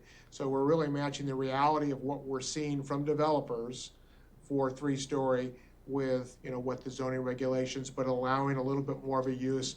Sounds like that type of thing would encourage and build up the Main Street area, which is one of the underlying goals of all these zoning regulations, is to revitalize the downtown community. So that's how we got to the 3 plus the 3.5, if it's used for those purposes. I understand what you're saying. However, if the reality of what you've seen tells you that developers are opting for 3 stories, then this seems like an unnecessary regulation. You are cutting off the opportunity for future developers who may want to use the 4th story. Balanced by the desire and input in the community not to see 4-story buildings all along. You're making the case for what the developer wants to do, but we're trying to find the compromise between what the community wants, what the developers want, and that's somewhere in between. The developer's doing what the community wants I wouldn't agree with that. with the 3-story buildings, correct? No? 307. 307 Main is not what the community wanted. Right. Okay. But I think his point is an interesting one for us to consider. And Mr. Gregory's comments earlier are really important for us to think about. So this conversation about affordable housing and trying to incentivize our developers to do more affordable housing, maybe we can give them something in return for that and allow them to go up to 4 stories, recessing it back if they add so X number of units as affordable housing. Building on that, I think the 3.5 stories would do that. If you're Think so? allowing, on the upper stories, especially during the season, you're allowing for the developer to have technically a business up there, other than the units. He's technically a restaurant or an outdoor bar. I mean, you've been around, probably, we've all been around, been to Nashville. A lot of places are on top of the buildings. And it's actually a lot of fun in those places. So it will give them the opportunity to actually have another revenue stream. Therefore, maybe we can, if we do something with inclusionary zoning, we can ask for a higher percentage in the 3 stories of the units that are affordable. Now, you gotta trade off, they're not gonna do it because they're not gonna get a profit out of it, but if they have ability to use that upper space, either to charge higher rents for a roof garden or, grills or whatever people want, or a community space, or they could have some kind of a restaurant or something up there that would. Office space or. Jim, in these buildings, the requirement is to have commercial on the first floor? From Ocean Street to C Street, it is required to have commercial on the first floor. It's not prohibited anywhere else, but it's required only in that area on Main Street. So I think a fair compromise would be up to 4 as long as the 4th story is business or retail. You're talking about the bottom floor. The bottom floor is automatically business, but if you extend to 4, so the first floor is business, residential, and then if there's a 4th floor, you could do marquee rooftop bar for the tourist season. So you don't give that 4th story to, anyone who's too poor to live there, but that 4th floor is trendy, it attracts more higher earning clientele, it makes it more attractive for those who are here for the tourist season. I just don't know how you can run it. I'm not sure how is that different from what we're suggesting, saying you go to 3.5 if you do that kind of a facility? It's another half floor. Oh, you're saying go to 4? Yeah, go to 4. Okay. Well, and I don't want to steal your thunder, but Kristen shared with me an innovation, if you will, that P-Town is using that was discussed up at the Mass Municipal Association meetings, and I thought this was a really interesting idea.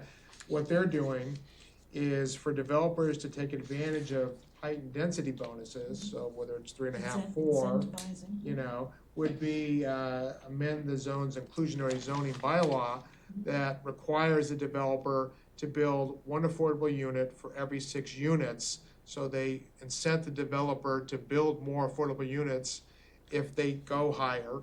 And it requires them, which effectively in that instance, if you have to build 1 for every 6 housing units in the total complex, it gives you a rate of 16.67% being affordable. So you're incentivizing them to build more units by giving them that additional height, whether it's 3.5, 4, whatever that is.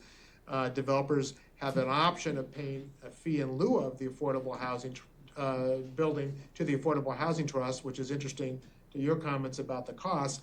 I think in 21, that fee was something like $212,000. They recently revised it. So now if a developer wants to avoid that, it's $639,000 per unit if they don't build that. So there's a strong incentive for a developer to build those affordable units. So, I was gonna say that may be something we want to be thinking about, some sort of a blend, in the height restrictions with the requirement that they build more affordable units. I mean, I think that gets you to the place you're trying to get to, which is to create more affordable housing, in order to give them the ability to increase the density or the heights. So that's something we might want to think about. This is a little bit like sort of gaming theory. The developer, in very simple terms, is saying, okay, you tell me what I can build, I'll do the cost analysis and see if I can build this or not.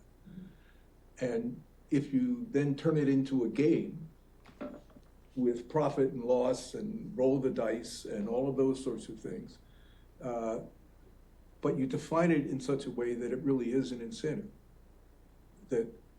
And you could sort of play the game, if you really want to get serious about it, of you start at a very low level, and then you get all kinds of bonus points if you do certain things. I've done that in industrial zoning, which is now the place where Google's located out in Mountain View. And we just took an area, we said we want to assemble land and we want to provide incentives to people to do things. It was very complicated and it worked. And we had land go from $30,000 an acre, and this is maybe the downside, to over $1 million an acre within about a year and a half.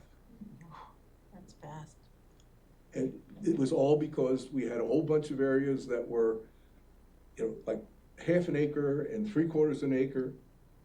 It was all kinds of, it used to be an agricultural area. We just said, okay, if you've got less than an acre, you can build 5,000 square feet. And if you start assembly, you get up to a certain size where we know we could build really good buildings, you can get 35,000 square feet. And you could build those things, but they're very complicated to put together. Yeah. And I think I can't recommend it to you. Yeah, I don't think we have that No, much property, the assemblage idea Yeah. and stuff, it's not gonna work No. for us here in this No, I community. think, and- there are certain things you can do, but I think you need to, my own observation of Cape Cod is that what it is to most people is, it is a wonderful place to live. It's pretty much environmentally sensitive. It's expected to be, you're gonna have a car. I mean, I understand that people don't want to necessarily have cars, but I can't imagine someone saying, I'm gonna move to Cape Cod and I'm not gonna have a car. Obviously, that's not the case, but, and I think that's the paradigm that we have to work with. Okay. Can you explain that Provincetown, what heights are they talking about, their building heights? Jim, you may know more about that. Do you know? I could look back into it. I think they were at the 3 or 4. I'm not sure though. I can Yeah. get that model to you Yeah, guys. so we can think about that next time. Again, I want to get to Kathy, but I think the other one was the district boundaries, which was not a change, and we can talk about that more. That would be, and Jim and I talked about that just to confirm my understanding, the second reading he had in changing the heights in that next district, the alternative would be to revise that district and make it the same as the downtown neighborhood, which would eliminate the need to make that change. So, but we can talk about that next time, so. But those were the significant changes to or recommended changes to the memo for now, so. If we can think a little bit more about that for the next meeting, and then let Kathy had some thoughts here. Again, I hate to cut you short on this, and stuff, I wanna give you the time, but if you can take us through that, yeah, that'd be great, so. How do I advance the slides? Oh, Left awesome. and right. Wonderful. I was thinking I was gonna have to go hit the screen. I might break it. That would not be good. Well, okay, so anyway, so for the record, y'all know who I am, Kathy Ledeck. So, first, I just wanna say that the comments that I'm gonna make today are my own, okay? They don't represent the interests of any other organization where I may be participating in other decision-making, okay? So I just want to thank all of you for giving me the chance to talk to you about this. I'm really grateful. We talked about some really big topics today. So I'm going to narrow us in to the zoning ordinance specifically and bring up some things that are really obvious to me that are missing from the zoning ordinance. And and I know that maybe this is new information for some people. I also know that maybe you won't agree with me. That's all okay. In this committee structure, we've all been really great to sort of talk through questions and help everybody kind of get on the same page. And I'm sort of hoping that we can get there. And also, Jim, I just want you to know, maybe there's a mistake here. It's certainly very possible. No problem. If that's the case, you just let me know, and we can work through that. So I would just say, talk to me. That's what I would look forward to, okay? So this is what we're gonna talk about today. So I'm gonna talk a little bit about selected items, missing items, omissions, as Cynthia mentioned the other day, or potential gaps in the zoning ordinance. And then I'm also gonna talk a little bit about selected areas for improvement. So I say selected because there are a lot of things in the zoning ordinance. It covers a lot of topics, and it's hard to be really perfect on all of them. But as I said before, these are things that to me were glaring omissions, so I really think that we need to think about potentially adding them in. Okay, so, let's see. Great, so this is what we're gonna talk about first, selected items, omissions. So first I wanna talk about tree preservation associated with land disturbing activities. And then I'm gonna talk a little bit about climate resiliency. And then the third item I'll talk about is wildlife friendly, bird friendly building design. And then we'll talk about selected areas for improvement, including landscaping and biodiversity in particular, and then other. So I include other because I'm hoping that maybe talking through these topics might prompt you to think about something else that comes to your mind that may or may not be missing, okay? Is that the rain, actually? No, vacuum. Oh, the vacuum, okay. Okay, so tree preservation, I found it to be a glaring omission from the zoning ordinance. So right now, from what I could gather, the zoning ordinance includes actions required for specimen trees, trees of a certain size. And this is excellent, it's really great, but really more is needed. The current practice, and many of us see this when there is development going on a particular site, no matter what size it is, the trees and vegetation are completely cleared from the site. I think that this is intensifying the impacts of climate change through deforestation, and it is not necessary. Some in the community may say that that's the cheapest and easiest way to do it, but I would respond by saying that we all have a responsibility to reduce our environmental impact. And this includes planning for less impactful site clearing and land disturbing activities. Excuse me. The current zoning ordinance should provide clear rules for tree preservation for land disturbing activities, and it does not at this time, from what I could tell. And of course, Jim, if I'm mistaken, I welcome the conversation with you. Extensive tree removal is not necessary. It needs to stop, and the time is now, before it's too late and we lose significant tree cover that will take and could take many, many years from which to recover. I just want to remind you that the mature trees that we enjoy today were planted or sprouted naturally more than 50 years ago. So we have to act today to plan for the future so that future residents will enjoy the trees 100 years from now. So trees, especially large native shade trees, provide many ecosystem services. Sometimes this goes unnoticed. So a natural question is, why do we care about this?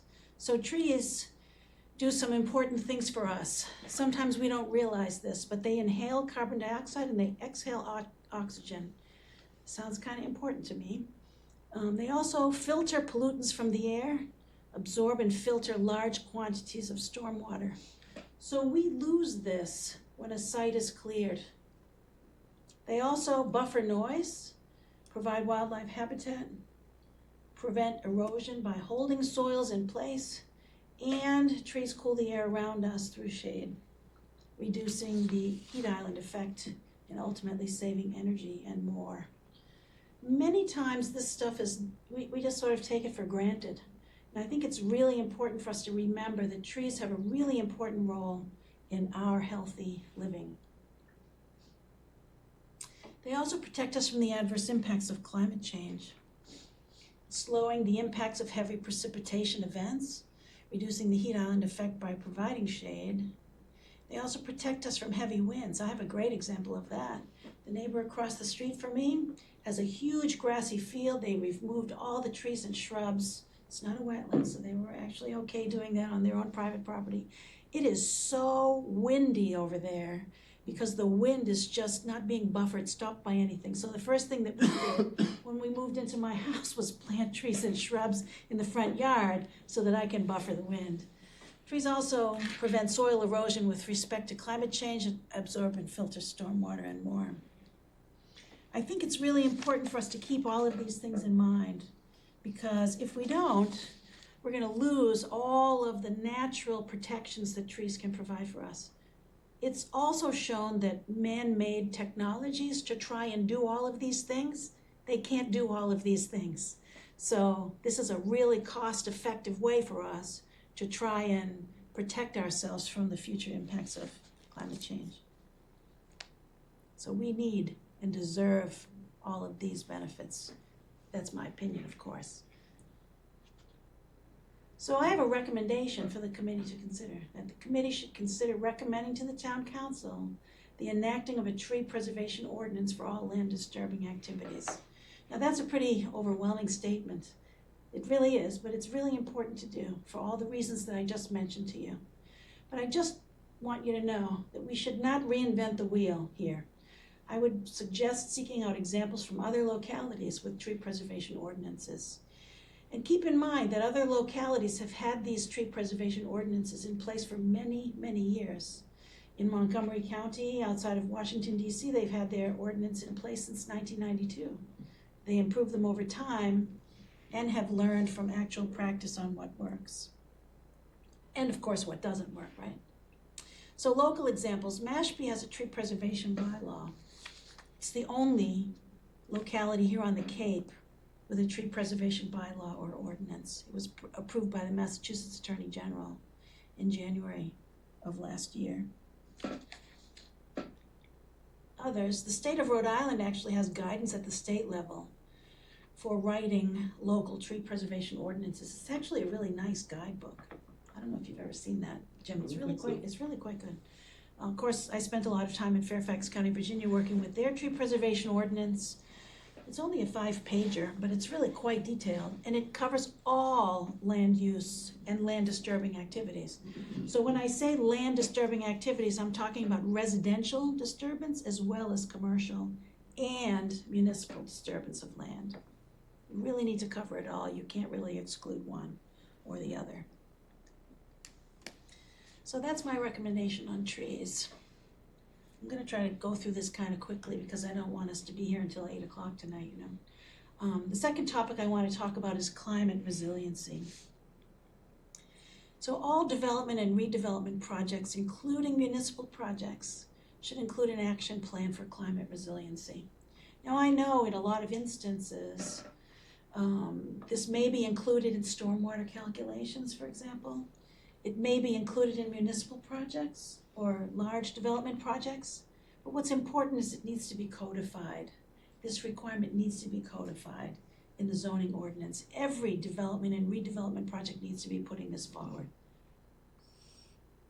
It should include implementation of mitigation and adaptation measures that reduce the impact of what we're feeling now, right? Increased intensity and frequency of precipitation events, high wind events, flooding, including from sea level rise and from increased intensity and frequency of precipitation. So I know that municipal projects where we're redoing roads, that includes actions for climate resiliency because we're raising the roads up out of the floodplains so that they're not flooding. But it's really important that, for example, if we're doing a big development project as private roads, we need to make sure that those roads are high up out of the floodplains so that they're not flooding. And we also need to reduce the urban heat island effect, and that really is important with respect to trees. That's where trees can really be our saving grace. I don't know if any of you have walked out in those parking lots where there are no trees on a hot summer day. I run to the air-conditioned locations. And you don't really need to do that because there's no trees planted in those parking lots. That's the reason why it's so hot like that. We really don't need to be experiencing that sort of thing. So I have a recommendation to the committee with regard to climate. I would say this committee should consider recommending to the town council a requirement that all land disturbing projects, and I would ask that you define what that means, right, be climate resilient and incorporate actions to adapt, mitigate, and protect us from the increasing impacts of climate change. I would also recommend including some of these suggested areas. This is, of course, a suggestion. Maybe the list will be longer or shorter, I don't know. That would result in projects that adapt and mitigate for climate impacts, such as it might apply to projects with land disturbance greater than 2,500 square feet. Now, note, in the parentheses it says it's a suggestion, right? So maybe it's land disturbance greater than 10,000 square feet. I don't know. Don't forget, it's our job to make the recommendations to the town council. The town council will make recommendations to a group of people who will research and gather what's best to implement for us and come back to the town council with, a potential zoning ordinance amendment. And then, of course, reuse of gray water and storm water, that's kind of important. Then I also think 100% native plantings with biodiversity targets. I'm going to talk about biodiversity targets in a minute, so just set that one aside. We'll talk a little bit about that. And then I also think it needs to include tree preservation and tree planting with space for large native canopy trees so that they can achieve their mature height and breadth so that we can benefit from them. This is particularly important in areas where, like Main Street, for example, there's not a whole lot of space for trees, but we really need them in order to make it comfortable for visitors to our town in the summer to actually want to go there. If it's a hot summer day, nobody's going to want to spend the time outside walking up and down a street that's boiling hot because there's no shade. I also think green infrastructure should be included that can become a landscape feature. There could be many more ideas here. These are just some introductory comments just to give you a sense of what I was thinking about. Yes, ma'am. I don't know what green infrastructure that becomes a landscape features. Can you give me an example? Sure. So let's just imagine somebody is building 25 townhomes in a community, right? So in that community, you're gonna have stormwater features to collect stormwater off the roofs of all of those properties, right? So it's not just intended to be a grassy lawn where all the stormwater is gonna go, but you can actually create a pollinator meadow as an example and provide seating around the stormwater management area so it actually becomes a landscape feature that residents of the community can enjoy. I hope that's helpful. So I would just say to you that we, current and future residents, deserve to be protected from the adverse impacts of climate change. Many of these development projects that we're talking about in theory, those are for future residents, not necessarily for us. It could take 5 years, 10 years for it to go through the process. So we need to be thinking about what is it going to be like here 10 years from now, and we need to protect future residents from the impacts of climate change 10 years from now, or even 50 years from now, because those buildings that go up will last for 50 years potentially, or more. So now I'm going to talk a little bit about wildlife-friendly, bird-friendly building design. This may be a new topic for some, so I'm just going to take an opportunity here to get to my notes, if you don't mind. So collisions with glass kill more than 1 billion birds each year. That's billion with a B. Current scientific research suggests that these numbers are likely even higher. 1 billion birds. So birds provide important ecological functions in support of humans, including pest control, pollination of plants, seed dispersal, and more. Birds are also indicator species, telling us that our environment is healthy for them and for us. So I would suggest to you, if there are no birds around your house or in the community where you are living, they're not there because they don't feel like it's a healthy place for them to live. So you know what that means for us? It's also not necessarily very healthy for us. So in heavily built up areas with no trees, the heat island effect is intense, and we end up staying indoors because it's too hot to be out there, right? We have a lot of these code yellow, code red air days. So the air is really bad for us, but it's also bad for them. We must ensure that all of our buildings, residential, commercial, and municipal, are not hazards to our wildlife. We have to start thinking about more than just buildings. We have to think about how the buildings interact with the environment around them. We need to stop putting up buildings that are hazards to our wildlife.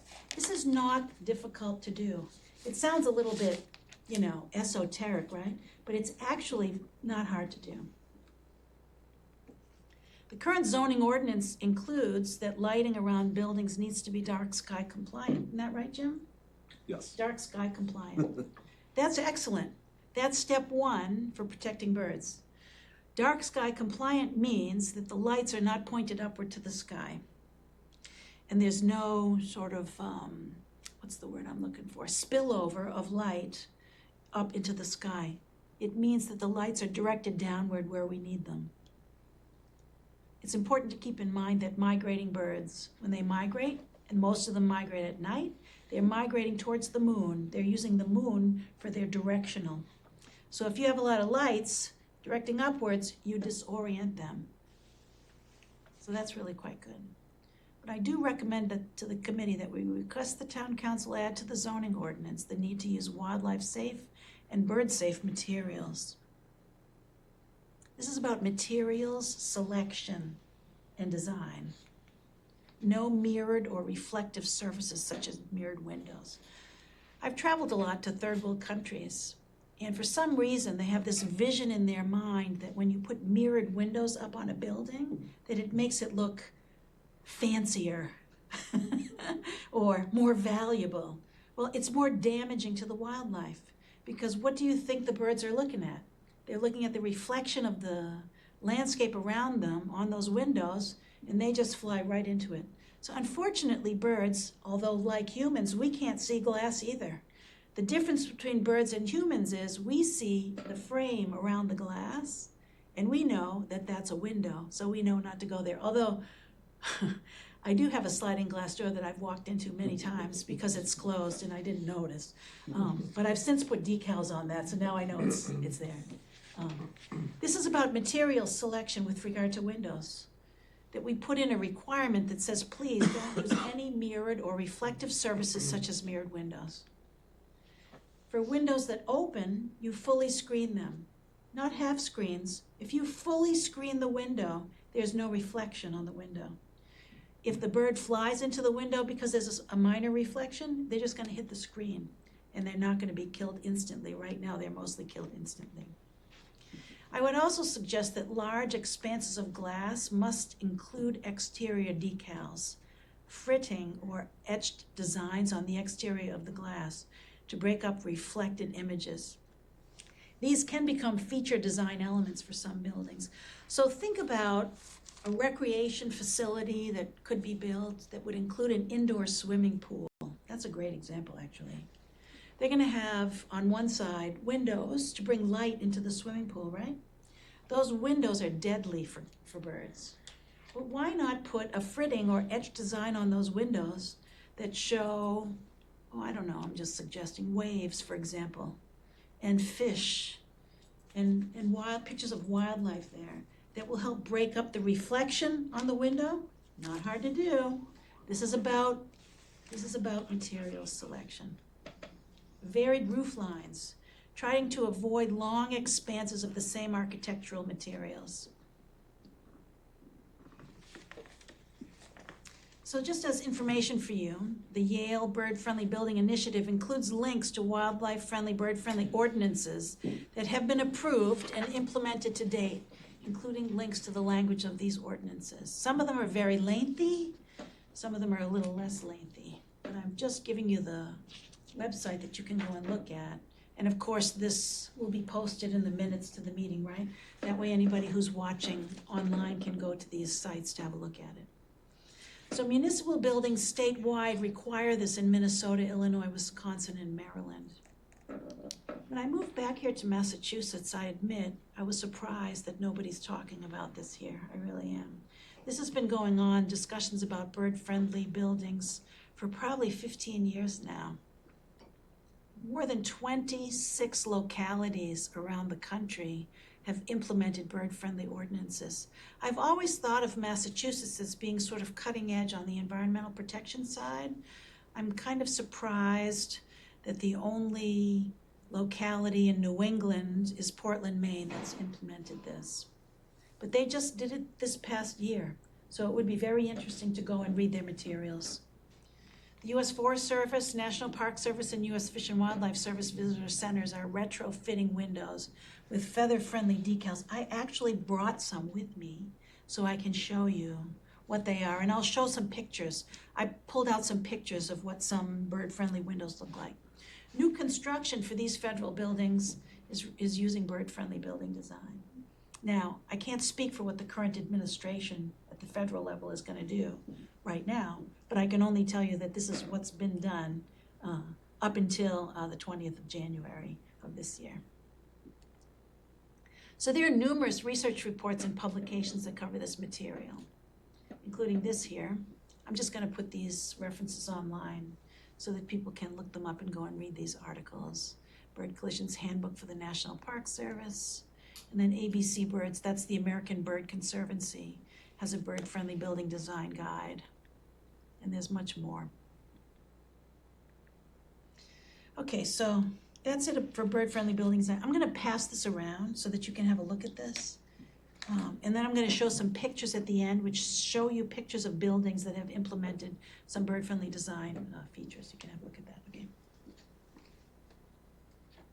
So the next section of my discussion here is about selected areas of the zoning ordinance that could be strengthened. And this does not include those topics that have already been discussed by the committee, which certainly will be included. I'm just saying that this is something that's not been discussed yet. So landscaping plans and biodiversity. So we know, right? We're having a biodiversity crisis. You read about it in the news all the time. Current scientific research clearly documents this. And there are many peer-reviewed published scientific references on this topic. Here's one. The Long Shadow of Biodiversity Loss in Science Magazine from September last year. Here's another one, The Decline of North American Avifauna, that's North American birds. It's pretty significant, the decline of birds from September 2019, and there's much more. So what's causing this biodiversity crisis? Many factors are causing it, including human-caused climate change, habitat loss, deforestation, land use change, overuse of pesticides, and more. The resulting insect declines, bird declines, plant species declines are well documented in peer-reviewed scientific research journals. These declines contribute to degrading environmental conditions, and this impacts us. So how can the zoning ordinance improve this? Sometimes when you read articles about the global biodiversity crisis, it's a little overwhelming, and you can't help but think, oh my God, how can I fix this? The whole world is in crisis. Well, our zoning ordinance can improve this situation.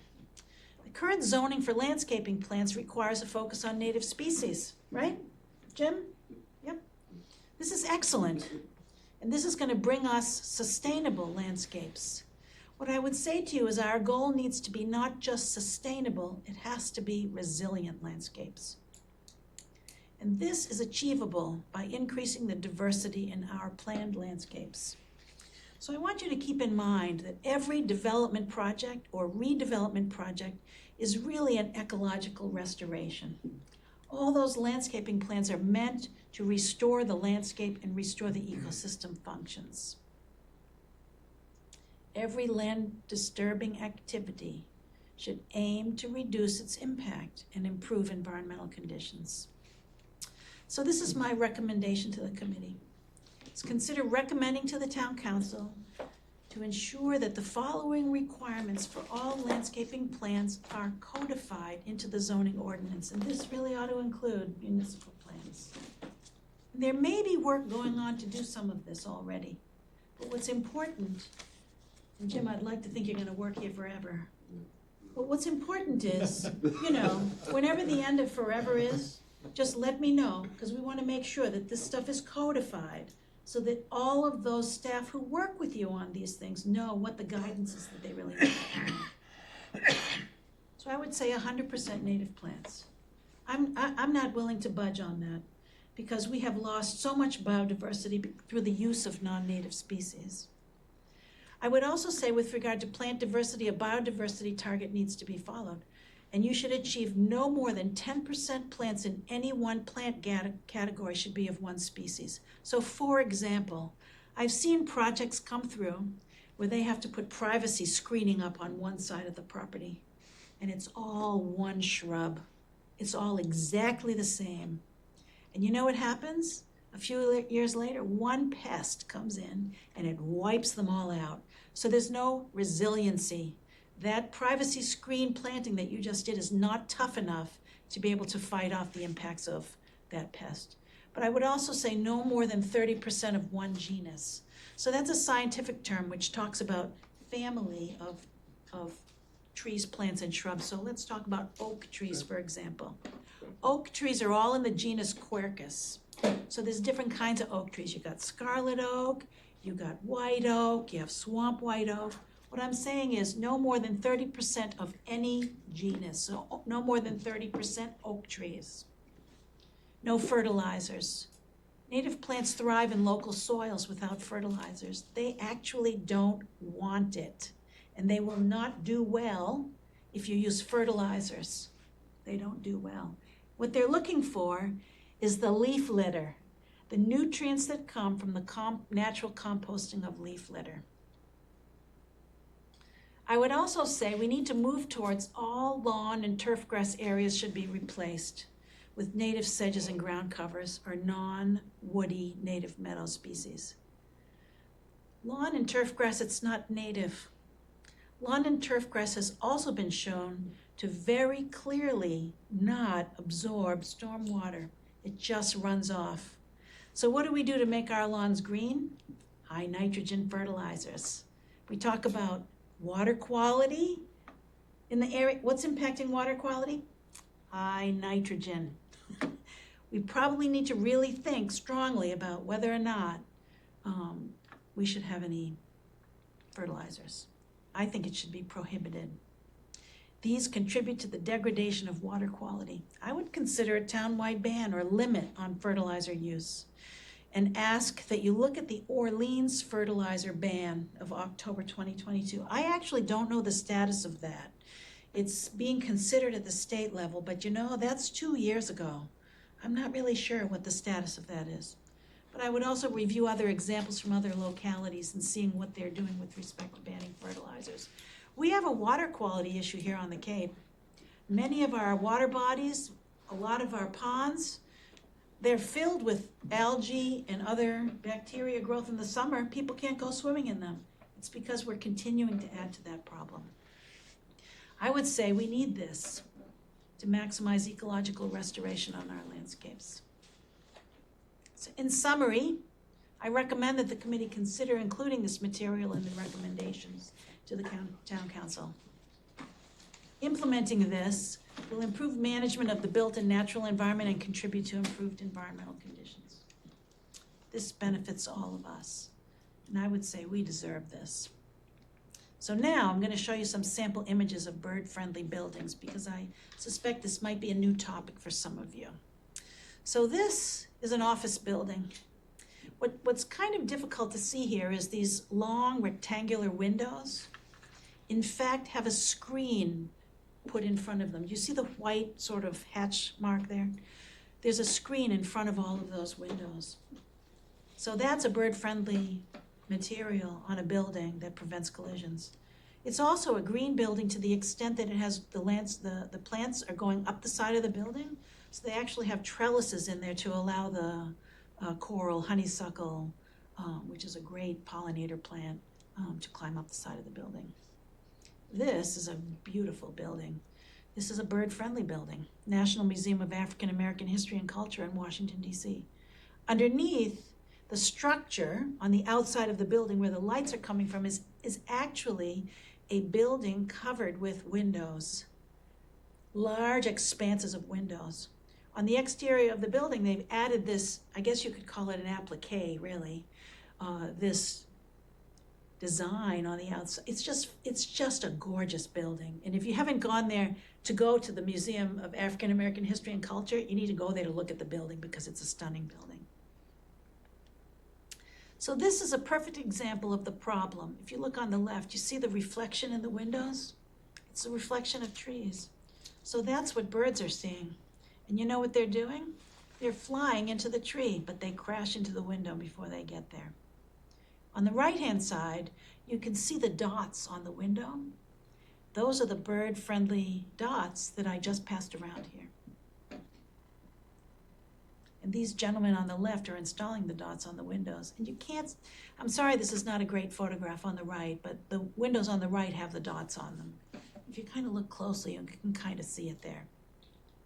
But there's been a lot of scientific research on the effectiveness of these dots. And I can tell you that I personally have them on my house.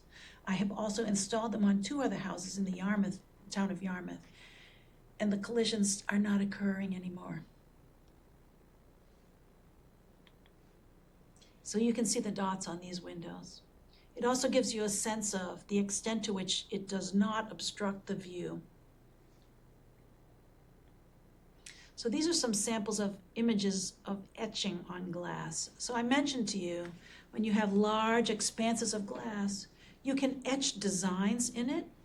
It can really become a gorgeous feature of a swimming pool building, for example, right? But it also breaks up the reflection. Some nice waves, wouldn't you say? Mm-hmm. Those are just some examples of things that you can do to the windows to make them bird safe. That's it. That's all I have. Thank you. Yeah. Thank you. Yeah. So I'm open to any discussion anybody wants to have at any time. It doesn't have to be today because it's almost 6 o'clock. Okay. Thank you, Kathy. So, and that will be included in the minutes, so we'll get a chance to take a look at that. So, some additional things to think about.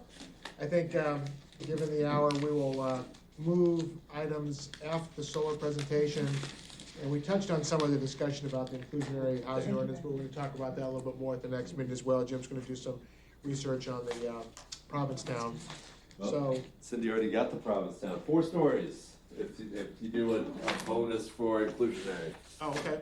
Oh, 4 stories, okay.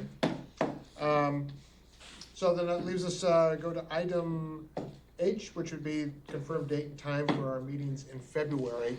And I wanted to see how people feel. I've got the February town calendar here. We'd have to check with Sarah, and Cynthia can help us with that. Taking a look at, if we were to look out 2 weeks from now, that would be on February 14th. I've had some feedback that even though that's Valentine's Day, that's doable, but people would like to move it from 3 to 5. Does that look like that would work for everybody? Yeah. The There's 14th? another subcommittee meeting Yeah, that I'm trying to ad book. hoc might, Yeah. ad hoc housing Housing. might be, okay. Is it definitely that? Well, the 12th, we originally went on the 12th for the housing committee and there's no IT staff support, so we have to move it. And the only other day that she offered us was the 14th because she had availability with staff. So I sent that date out to the housing committee and that's why you responded, Charlie, because I'm waiting to hear from those members. Okay, all right. Are we booked for the 14th at 3:30 or not? Hmm? We are booked in here, or? No, we're not. No, No. not in here, we shouldn't be. I didn't set the meeting. Yeah, we didn't have a date set for this Oh, meeting yet. I thought we said we would meet on the 14th, okay. I think we talked about it last time, but we don't think we went in for sure, so. So right now, we're waiting to hear if the ad hoc would meet on that, that ad hoc housing would be meeting on that date. If we go to, again, looking at Fridays, they seem to work. If we were to do the 21st, Jim is gonna be unavailable. That happens to be school vacation week. But I'd like to see if we can get a meeting in before, in the first 2 weeks. Are there any other, looking at the calendar, the 6th, which is a Thursday, is a town council meeting, so that's not gonna work. the 7th, let's see, there's That's a, next week. That's just next week. yeah, that's next week, yeah. I'm happy to present on next week. I'm ready to go. I was just whenever. saying, I mean, if, Yeah, that's true. I Next mean, week's we fine really with me. just didn't get to what we needed to get to, so it's not like we need 2 weeks to, It's Yeah. not new, yeah. If people are amenable to the 7th, so there, I see there's another, it's a 4 PM meeting for the committee to review the purpose, composition, functionality, and effectiveness of the standing committees. Is that set, or is that, I'm on that. that is, okay, so you, I'm on that. so you're on that, so You have a choice. We got That's on 5 the subcommittees. 7th? Did we, is that confirmed though, on the 7th? Yes. Oh. Yep, there's a Zoom When is link and that? it's on the Next- town the calendar. 7th at 4? I'm sorry? Next Friday at 4? I'll be here Trying to for think. that. Yeah. Two on Friday? I Can don't know I if just- anybody has. Can I just say one thing about that meeting though? I mean, we're just gonna be electing a chairperson, right? Yes, because David Anthony's not here, he's on vacation for 2 weeks, so he's got nothing to, you know. I could like pop into that meeting, then pop back out, cause it's probably gonna. Yeah, it's not gonna be a very long one. No, it'll probably be like 10 minutes, okay, so I could just, if we, It's just to get the committee up off, get it running, get Yeah. another date, get a chair going, decide the process going forward, and then, do you know if we're in that room or that room? for which one now? For the, committee on committees? Let me tell ya. The Committee on Committees. Well, we have 43 of them, Oh my gosh. and we probably don't need 43. So they've gotta go through all the charges and see which ones are overlapping. Who's doing what, who's still active, who's not. Goodness gracious. All right, so the 7th. We are in the Selectmen's Conference Room. which is this room. That's here, yeah. Here. So Do you that, know if anyone's in the room next door at that time? The 7th, there is not. So I'm wondering if maybe we could do the committees on committees in that other room, and then, Well, according to Sarah, on which, we're looking at the 7th, 7th, 7th, yeah. it's not available in the hearing room. She must have something that's run internally. They don't have staff for both rooms. They might not have enough. Right, that's the other issue, is if I have 2 subcommittees running at once, there's not enough staff to do all of them. Takes 4 people to do a hybrid. let me toss out, another date. What if we were to look at Tuesday, the 11th? There's only one thing that I saw on the calendar, which is Conservation Commission at 3 PM. I don't know where they do that. Do they usually do that in the hearing didn't room? they do, Zoom conservation? Conservation. Like the Zoom. So The two, Selectmen's Conference Room on the 11th is available after 12 PM. so if people could do a Tuesday, the 11th at 3:30? Seth, can you do that? Yes. Would a little bit later be okay? 4 o'clock? Yep, up to you guys. I can do that if everyone's okay. You have something? I do have something in early, late afternoon. What time? It'd be a little better if it was like 5 o'clock. Yeah, but- 5. But I don't, I'm here to support you guys. If 5's too late, then. Five's fine with me. Yeah, I don't have a problem. What about Cindy? That's- Oh, yeah, that's right. Are we doing the 11th at 4 PM? It'll have to be in the hearing room, because Five? Do you have these, 5? I'm sorry? He said 5. Oh, 5. Yes. Because the Human Services is in here on the February 11th from 5:30 to 6:30. So we'd have to do the hearing room. We can, I like this room, but I mean, in the interest of having a meeting, Wait, would you say? we do it in the hearing room, on the 11th. You're saying we'd have to do that? Yes, the Selectmen's Conference is not available. Human Services has the room from 5:30 to 6:30. Okay, so if we did the hearing room at 5, would be easy for Jim. Can people do a 5 o'clock meeting on the 11th? What about Kate? Kate? I don't know yet whether I'm gonna be available that day. I don't wanna hold you up though, like Jim, I'm just here to support. I have a medical thing coming up that's either gonna be the 10th or the 11th, so I don't have any control over it right now.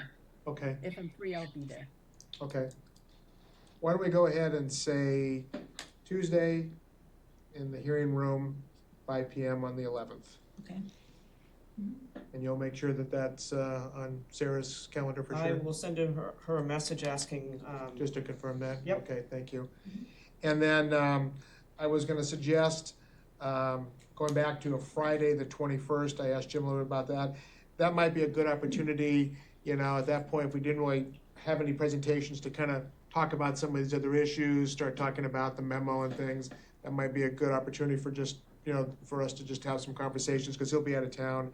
So if we're looking at the 21st, back at our usual time to 3:30, what a room looks like it's available there? Did you say that the selectmen's room, this is available on the 21st?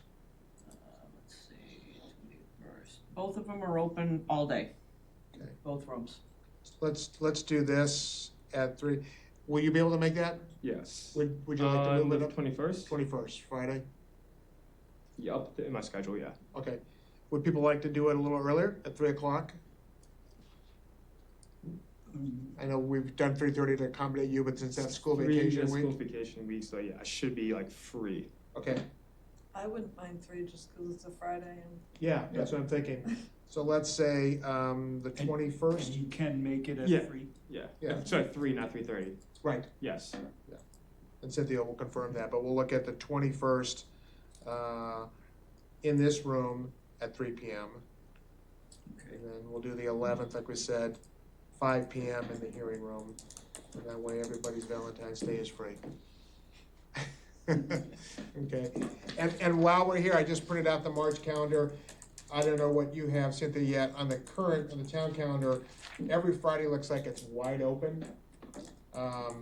So I was thinking the 14th and the 28th, which are Fridays in March, because I think by the 14th, we're gonna wanna have a draft memo for people to look at, and the 28th is gonna be more kind of a final review, because our committee sunsets at the end of March, so we will not be able to meet beyond that. So the 14th would be kind of a review, and the 28th the sign off. So if you could pencil in those 2 days on your calendars, 3:30, our usual time, and hopefully we could get the selectmen's room reserved for those 2 meetings as well. Okay. So have I got this right now? We're gonna meet on Tuesday, the 11th 5 PM at 5, in the hearing room, and the 21st at 3 here. in this room. And then the 14th and 7th are out. yes. Correct. February. And then tentatively in March, meeting the 14th and the 28th. The 28th at 3:30 in this room. Well, that's good, because I didn't think my Valentine would want me to be gone. I'm trying to preserve everybody's relationships. So that's great, thank you for that. And then I know that I did not have a chance to review the January 17th minutes, so wasn't gonna ask. I'm gonna just suggest that we, you know, move the December 13th and January 17th approval to our next meeting as well. So Sounds good? we'll plan on seeing everybody on the 11th at 5 PM. And Cynthia, would you mind sending an email with those dates to folks, just to confirm that? yeah, I'm just sending it to Sarah as soon as she confirms that Okay. she's got staff. I Yeah. will send it out to everybody and let them know whether it's a yay or a nay. You know, John had a commitment, he had to leave, and a couple others that were not here and stuff, so I just wanna make sure that everybody gets those for their calendar, so, okay? All right, Make a motion to adjourn? To adjourn? Yes. Thank you very much, all in favor? All those in favor? Thank you all for staying late tonight, appreciate it. And Kathy, thank you for your Yeah, sure. presentation and I made it give us more fast. information to think, so.